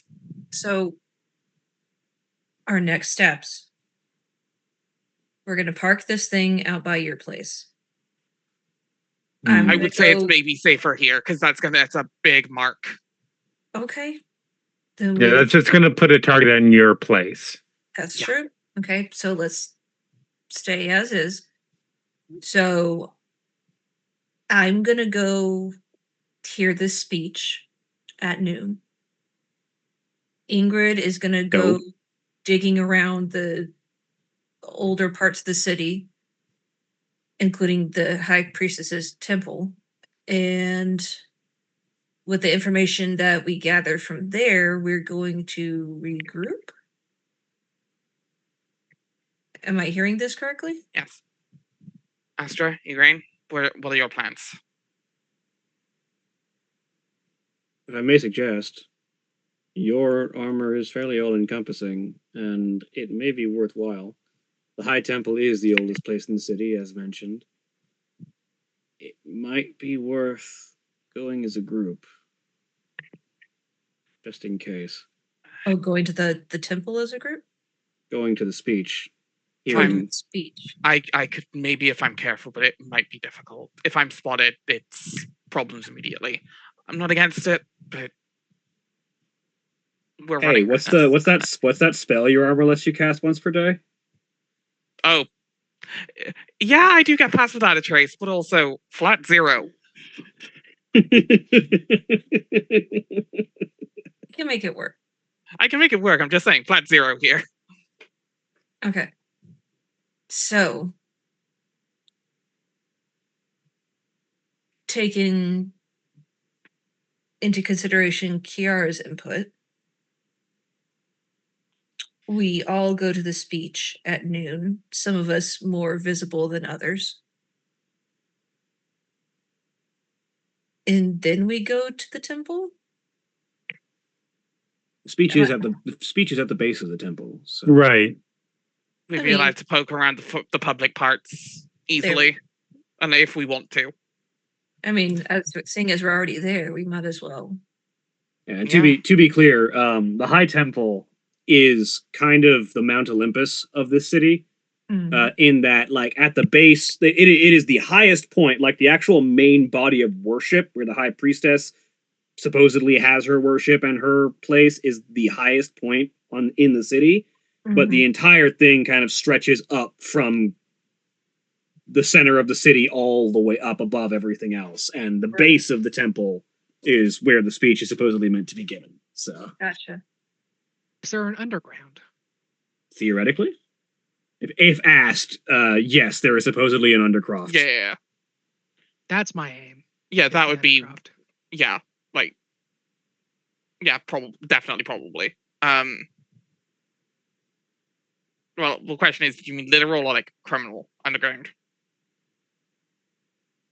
I'm assuming a literal physical undercroft. Yes, there is a physically Yeah. Oh, yeah, probably. I mean, underground section.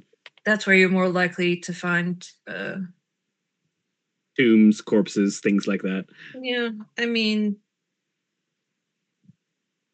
just thinking about the ancient temples of the Aztec Empire, and they just built on top of the old ones. And so when unearthing, you have little layers of cities going back thousands of years. And that sounds highly efficient. Yeah, I mean, What that's what empire? they thought too. I choose not to question that. That doesn't. Those questions mean nothing. It's suffice it to say, an ancient civilization. Just every time they decided to reshape their civilization, just built on top of the old one instead of moving to a different place. And that's Yes, the we case pay here. I don't know. It could be.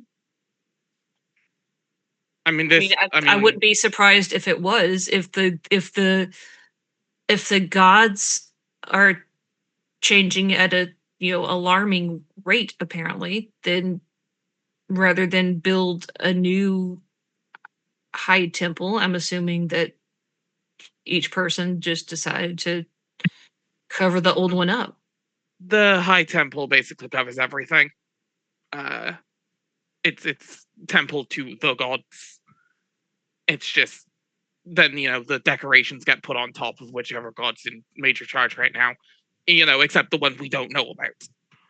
Yeah, which are probably underground, or there could be nothing underground, or just hidden. Like it's worth a look. I just don't know the specifics. There could just be I wasn't stationed in the temple. Right. Just be a bunch of corpses and rotting food down there. Who knows? I don't know. Is there? How is this city's sewage system? I mean, it's just one chair with a candle. That's it. I mean, works well enough. If you want to go sewer diving. You have probably never been in the sewers, if I'm being Yeah. honest. Yeah, it's like it exists. Is her basically their answer. Okay. Yes, obviously there are sewers. There are sewers. Of course, there's sewers. Those Are you- exist. Are you planning to go down to the sewers? Well, most people Astra? wouldn't try to sneak into the sewers because the smell and the toxicity and stuff. But that Wow, doesn't it's a work. good thing I don't breathe. Yeah, that's a good point. If you Totally gotta, right. yeah. I think you found your calling. Plumber?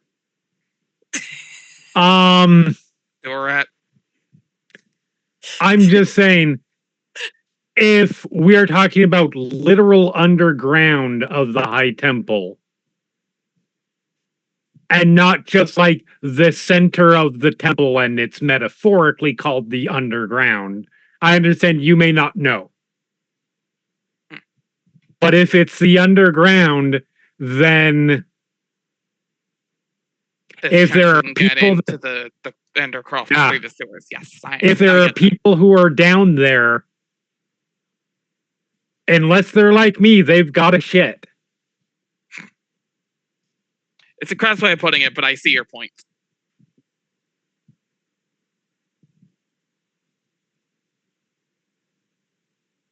All right. That seems like an interesting set of plans.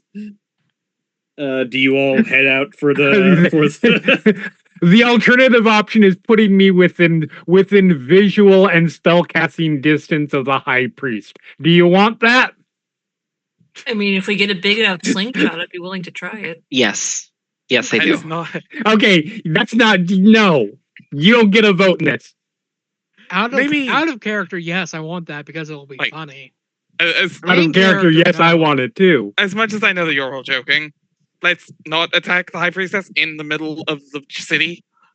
I Yes. mean, I'm joking. Astra isn't really. Again, let's get an idea of where the priestess stands before we make any actions there, because they might actually be helpful. I don't know where they stand, but they have shown mercy to me in the past, so Well, shall we?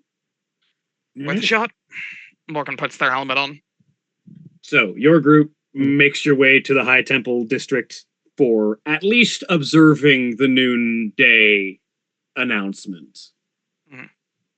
As they start getting close, Morgan motions for the group to gather up and takes a little bit of the vine off the armor and just drops it at her feet and casts Pass Without a Trace. You all get a +10 to your stealth checks for as long as Morgan is concentrating. Which hopefully there's no combat. Hopefully. Mm, Notably, it's also only when you're in 30 feet of Morgan. When I cast it. Yeah. That's why I said No, it's gather up. elimination. You Oh, do they radiate a change it? concealing aura, yeah. While in the aura. They changed it in 2024. Okay. It's actually less useful now. Good. I'm sorry, but good, because that It- shit was broken as fuck. It's a really powerful spell. I didn't realize it got nerfed. Like, while in the aura, you and each creature you choose have a +10 bonus to dex stealth checks and leave no tracks. I mean, Yeah, I'm still it is doing it because it's for Yeah. me. But it is, oh, it is a, absolutely. it is a 30-foot emanation. It requires you to stay close to the caster. yeah, That okay. shit was a first level. I think it's first level, isn't It it? was second level. first. It's second level. It is a second level bane to every DM that has ever run a D&D game. I don't hate this spell, but I understand how powerful it was. Yeah, it is decidedly you have to stay near the caster now. Yeah, See, that and makes that's sense. still powerful, but like not like the party gets together, the spell is cast, and then everybody goes in 5 different directions. Yeah. I like this more. Okay. Yeah, for sure. I still like. I prefer this. It's just like okay, cool. Yeah, So while you're in 30 feet of Morgan, yeah, just pass time to stop. Go ahead and Yep. give me a stealth check real quick, Morgan. The armor also notably doesn't give me disadvantage on stealth checks. That is, in fact, its entire point. Yes. So stealth, normal. So 22. 22. Not bad. Oh man. I'm going to hop up on probably on top of, not in Green's bag, and just Yep, that works. So the group of you make your way to the temple square. There's already a crowd gathering as it nears noon, and there is a moment as you approach the high temple. You see it is mountainous in its construction. It is there. If you've ever seen like old depictions of the Tower of Babel, how it sort of has like this sort of like rising slope structure where it sort of curls upward and gets taller and thinner, but has this like massive wide base. It's kind of like that as it sort of rises and curls upward towards what almost looks like a Parthenon style, like big columned, roughly rectangular, steeped structure at the very top. But along one of the lower ramparts of this massive structure, there is a processional way where an individual and a large group could stand and deliver speech across the large open square that sits in front of this enormous tower that is the High Temple. And as the crowd gathers, one lone individual steps out on the way, and yet, despite being so very singular and small, this individual commands the immediate attention of the entire crowd. All chatter comes to a hush as the high priestess emerges to deliver her address. And for those who have not seen her before, you are greeted by an individual whose appearance is striking and yet strangely familiar, in that if you have ever seen the night sky, you see portions of it reflected in the woman standing before you. Her flesh is alabaster pale. Her hair jet black, but yet you think you can see streaks of stars and nebulae within the flowing tresses. Her dress is long and white, but the interior looks like a galaxy. And yet, when she walks, there is this flowing motion to her that seems unearthly.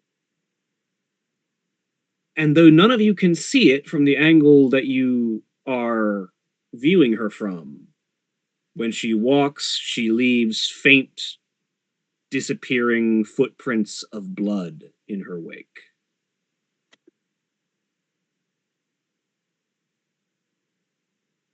As she begins to speak and issue her address, Astra, Goliath, the sword, hisses angrily in your ear.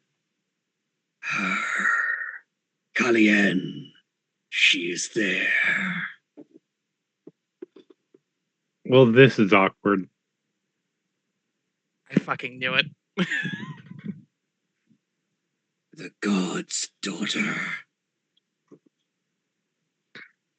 Listen, were you not paying attention? This is all in head.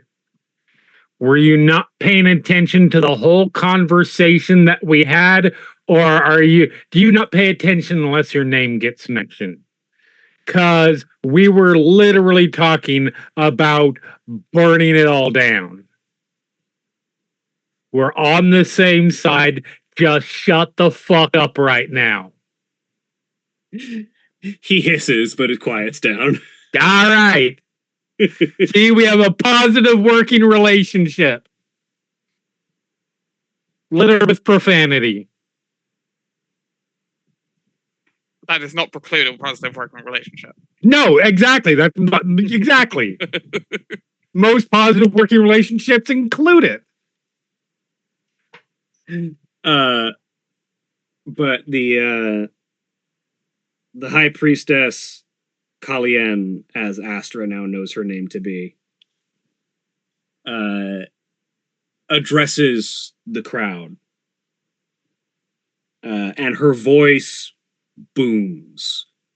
It's not the same voice that you heard during the upheaval, but you can't help but hear the notes of familiarity in the timbre of the way that she speaks and in the qualities of her voice. As her address covers the crowd.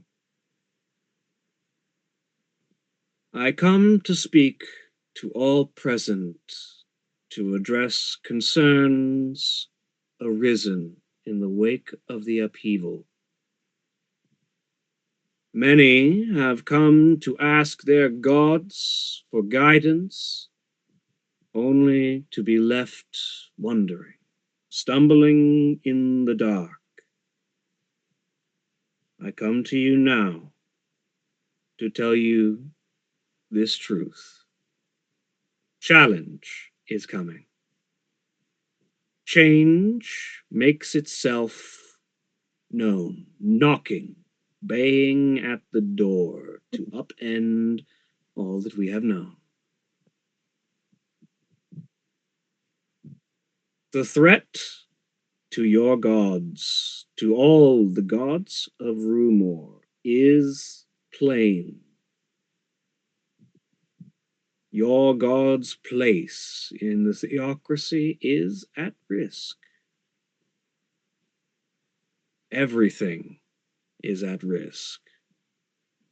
It is only by the strong faith of the people of Rumor in their gods, in their guidance, in the protection of its people and its city, that we will be able to face this uncertain time. Shortly, in the coming days, I will be gathering the leaders of each temple to prepare and commune a council among the pantheons and gods of this city to establish a unified and cohesive order that we may guide all within the city toward restoring order. I ask only for your patience and faith as your gods and the gods of the rest of the city prepare to move forward. The address continues on. There's more platitudes denoted specifically to or goings on with the rest of the gods, but you've kind of gotten the gist of it based on this opening commentary.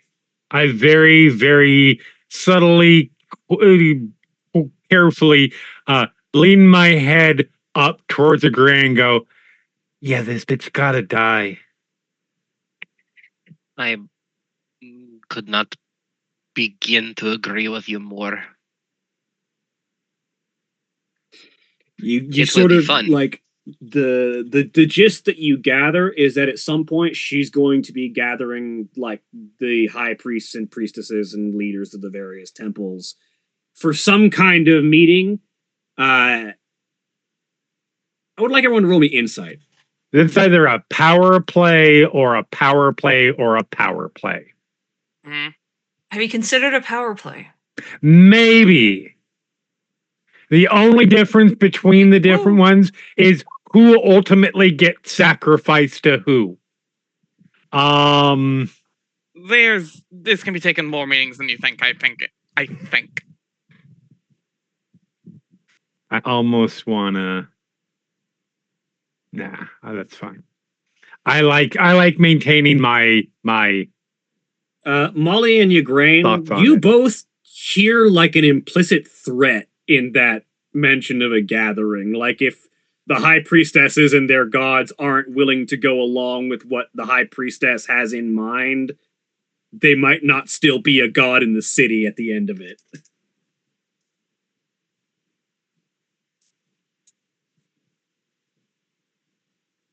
Yes,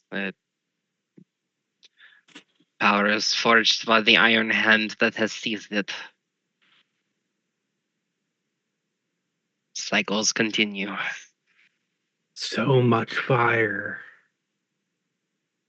So much fire. Something.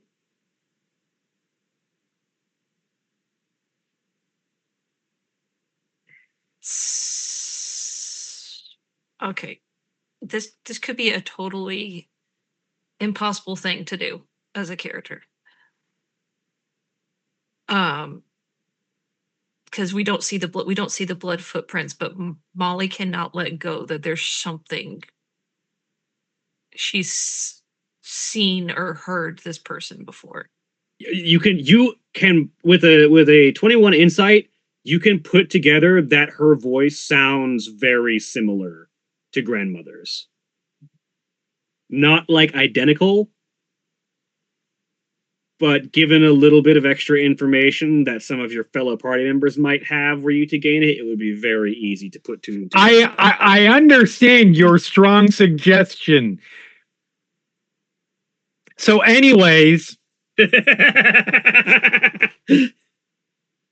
Yeah, this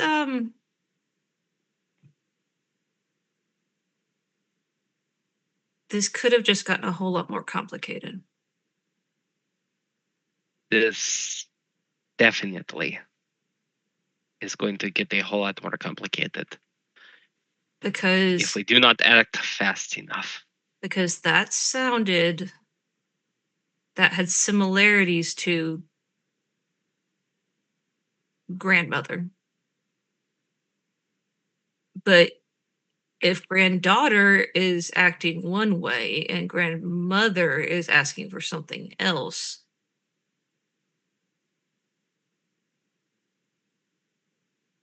Before we carry on this conversation, I'd like to point out we're in a crowd. Yeah. We can't. that's why really I'm have not saying yeah. much. Yes. It's like we That's can't why really Morgan's have been silent. we Yeah. can't really have a proper conversation without giving it away.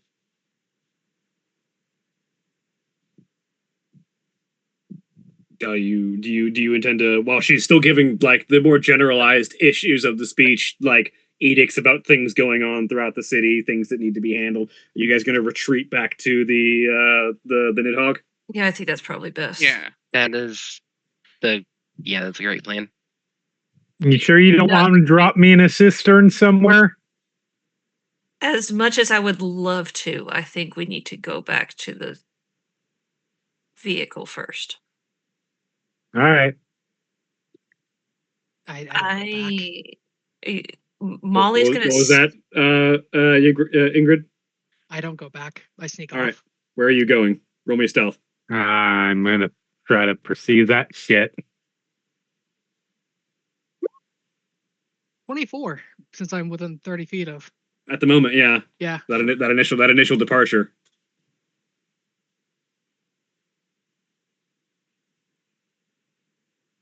Thanks, Morgan. You're welcome. To be fair, I rolled a 5. Yeah. Uh-huh. I was trying to help you as well. It's Okay. So Molly is going to save like all these revelations for when they get back to the Right. to the safe space. And I will let that conversation begin because I don't want you to forget any of the details before we end for the week. But that's fine. We'll go ahead and start that conversation before I end this for the week because Right. we are at time, but I don't want you to forget details before we Yep. go off. So as you all get back, At what point do we notice that we're without? it takes a minute. You are probably out of you are out of the High Temple district before you realize that Ingrid is no longer among you, and you didn't see them depart, but they probably did it still inside the High Temple district. Well, I guess we'll see them when we see them. Morgan's got the large shield kind of across her arm, and her hands start moving. Does anyone else speak sign language? Like in character? No. Don't think so. Maybe. Because that is an option now that 2024 allows you to just take. Yeah, common sign language is a new language option. I thought Yeah. I did. No, I don't. I have common. I don't have sign language. Okay. Realizing that no one understands, just sighs loudly. It'd be too dangerous to go back for her Ingrid right now. Just gonna hope she's knows what she's doing. I have faith that Ingrid can take care of herself. I do too. I don't. What my faith also lies is that she could be found. I have a question. Mhm. This is in character. Yeah. Yes. Mm-hmm. Have you guys noticed I was missing? We'd be like, shit, we have to go back. No, I know you can take care of yourself. It's other people I'd be worried about. Which could be a reason why you'd be like, oh shit, we have to go back. It's fine, let's go. What I'd expect from you is to go off for whatever reason. Ingrid's gone off for a reason. And to be fair, Ingrid's gone off for the reason that she probably specified previously of getting into the Undercroft. Probably, yeah. In which case, more, Yes, that's To be what. fair, That's why. we shouldn't That's be why calling Astra's attention to her. pissed. All you had to do was take the doll off the bag. you were going in the sewer. I'm going in the front door. Like my So? intent, I'm getting to the front of the crowd, and as some of the people filter back into the temple, I'm going in with them. Oh, that'll trick. Yeah, Just social engineering your way through, yeah. Yeah. Full Assassin's Creed gentle push. Yep. especially because I could just have my shadow like bump them on the other side, and they look that way, and I slip past. Fair. Anyway, because we still need to start the conversation. Yes. Yeah. Okay. That's not good. Okay. Bitch needs to die. This could be a whole lot more complicated than we thought. Could be. It's definitely going to be more complicated than we thought. There's no ifs, ands, or buts about it. It is. Wait.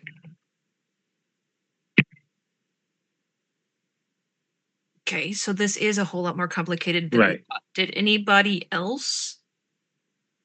Because I was picking up, I'm like, for a better term, I'm going to call it grandmother.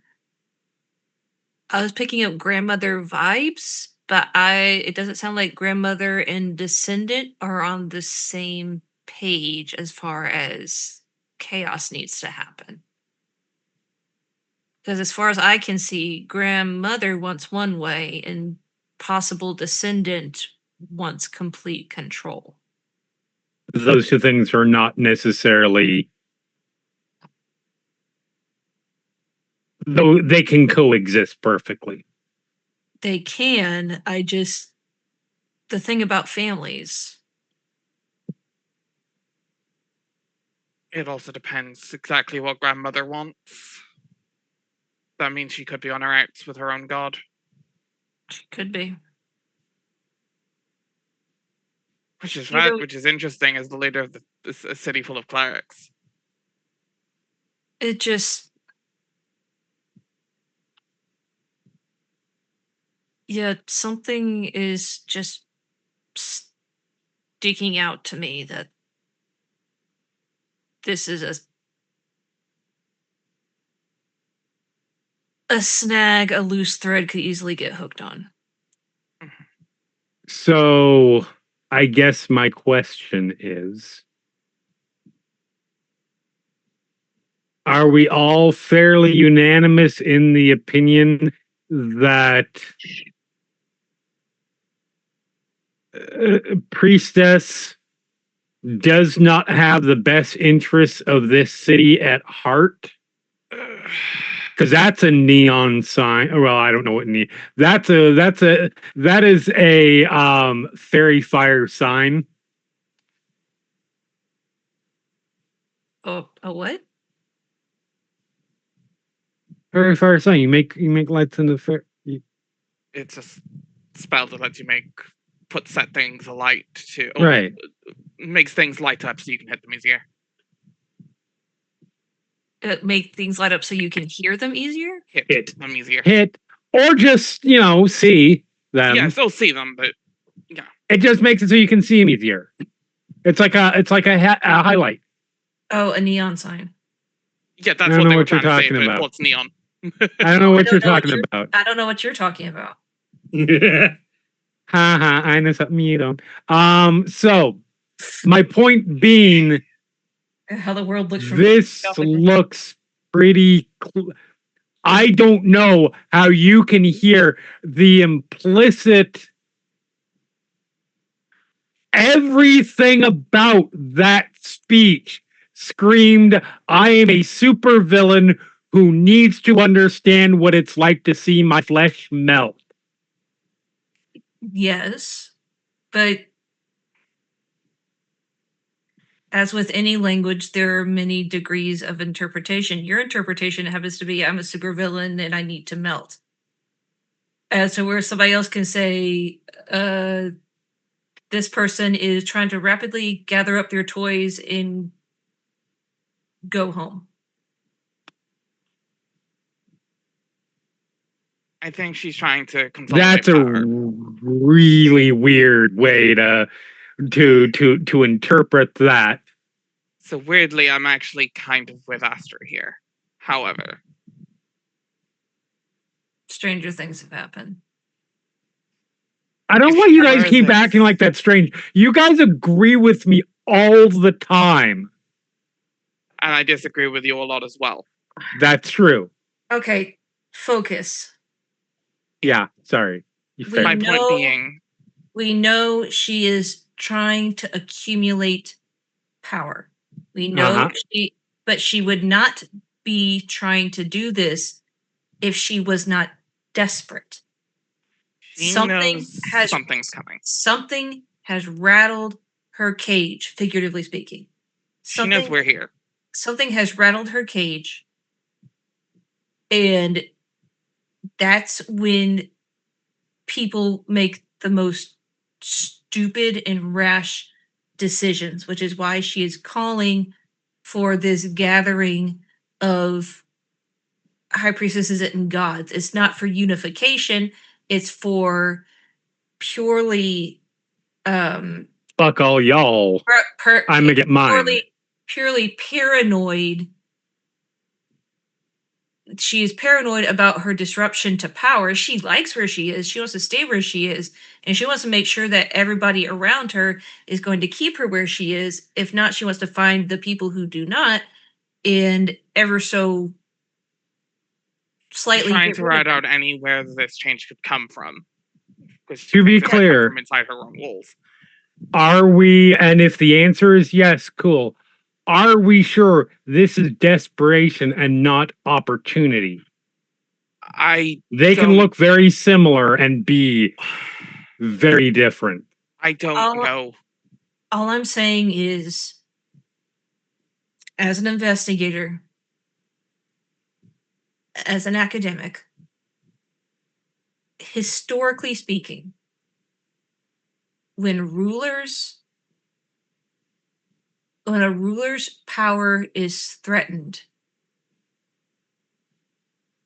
that's when they make drastic moves to keep that power. In other words,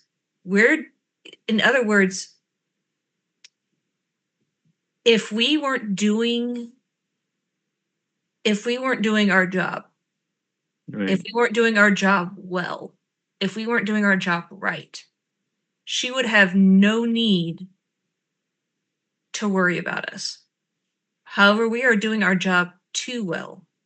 We haven't done anything yet. We, as far as the bringers of change. Yeah, we haven't done anything yet.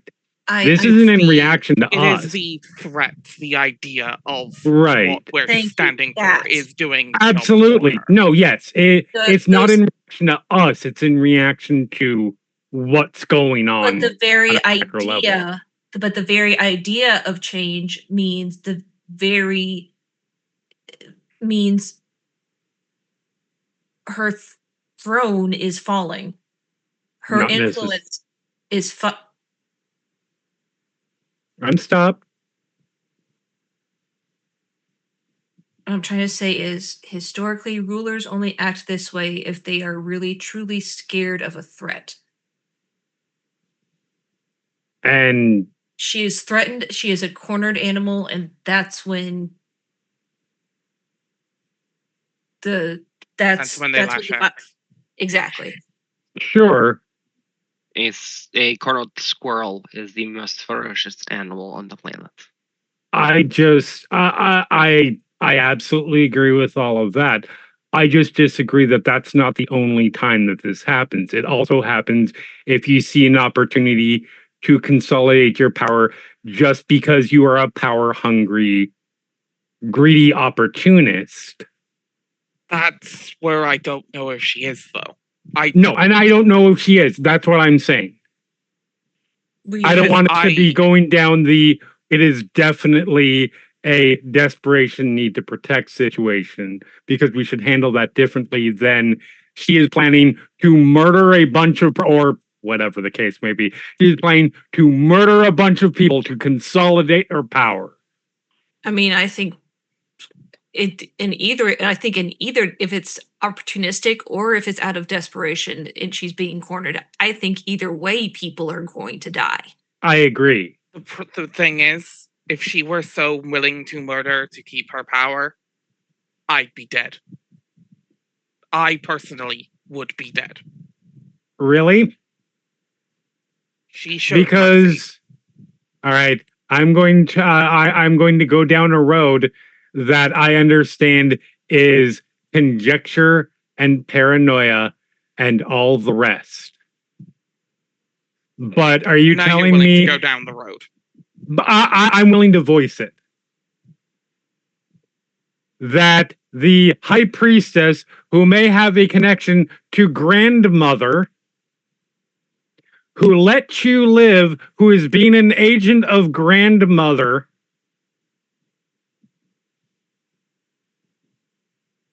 I understand that I am potentially biased here, but I don't see a single thing of benevolence in that person from what little I've seen of them.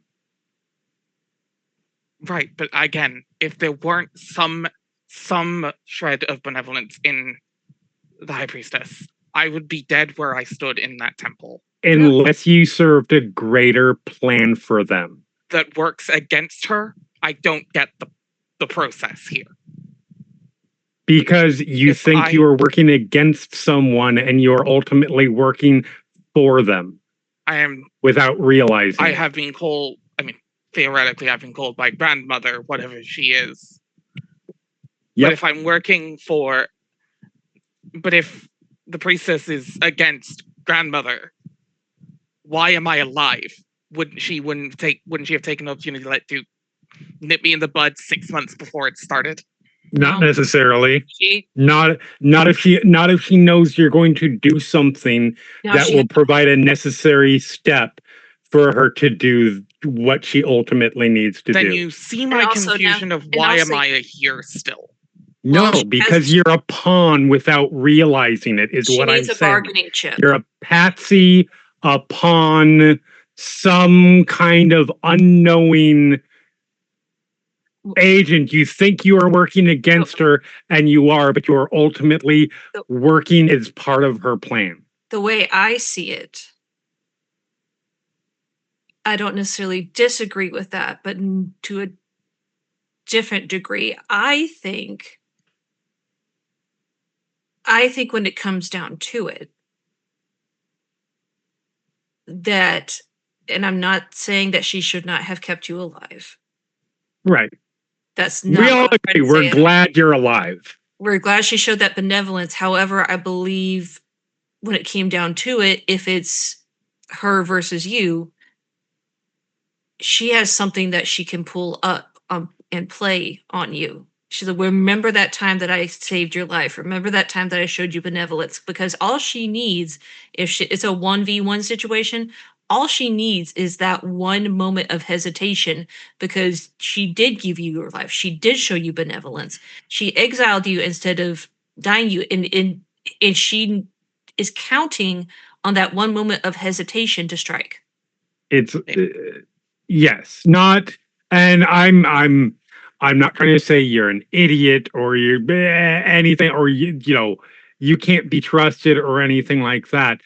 But conceivably, if we are the people who are doing this whole thing right now, the fact that we are even questioning whether she is savable could be part of her plan, because if you weren't here, I don't think we would be having that discussion. Which is fine and all, but again, is that just enough doubt in everyone here, I would argue, that we don't know exactly what she's up to. No, we don't don't. know exactly. No. We can So, at this point, I all don't- we can do is theorize. Right. What I heard is it might be worth it to grab her and ask her herself. That was actually what I was thinking. I want to word with her. I want to talk to her. There's nothing against talking. I'm just, again, this is all theory until we know more. But at this point, that's all we've got until Ingrid comes back, until Ingrid finds something, or we have a conversation with the High Priestess herself. I am not against destroying her stability. I just want to know what she's up to before I make that decision. No, absolutely, and I agree with you. Again, I just hope that when we go into that conversation, we're going to be looking at every word, every inflection, every eye shift that she makes from every possible angle, and not be predisposed to just believe her. I'm not predisposed to believe her at all. What she said was threats. All right.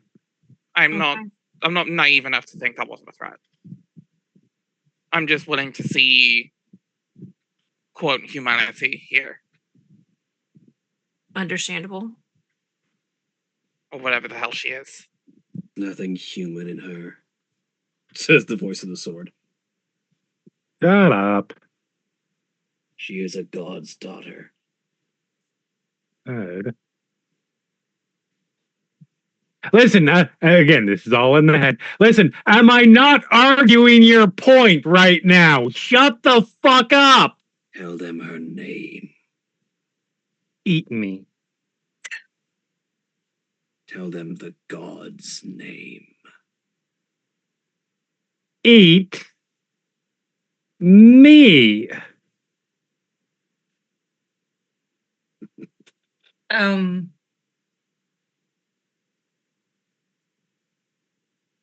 in case Jeremy doesn't remember, you did hear the name of the god associated with Kalien, even if you hadn't known who. I know that I've heard it. I know that I've heard it. I don't remember what it is, and I'm okay with that. Yeah. But I know that I've heard it. Astra is not willing to throw that particular grenade into this conversation. 100%. Just as a reminder, Goliath did say the name of the god associated with Kalien. Absolutely, 100%. Yeah, Astra knows that. Just laying that. It's there in just case it going to comes be, up. that's going to be something that is too volatile in Astra's mind to throw into this conversation right now. Absolutely. It's something that is entirely useful to bring up later. Just making sure you know all the ammunition you Yes. have. Absolutely. Also, she's a stubborn bitch and Sword says to do it, and fuck you, Sword. I do what I want. That's all. So yeah. All right. Anyway, The conversation was had.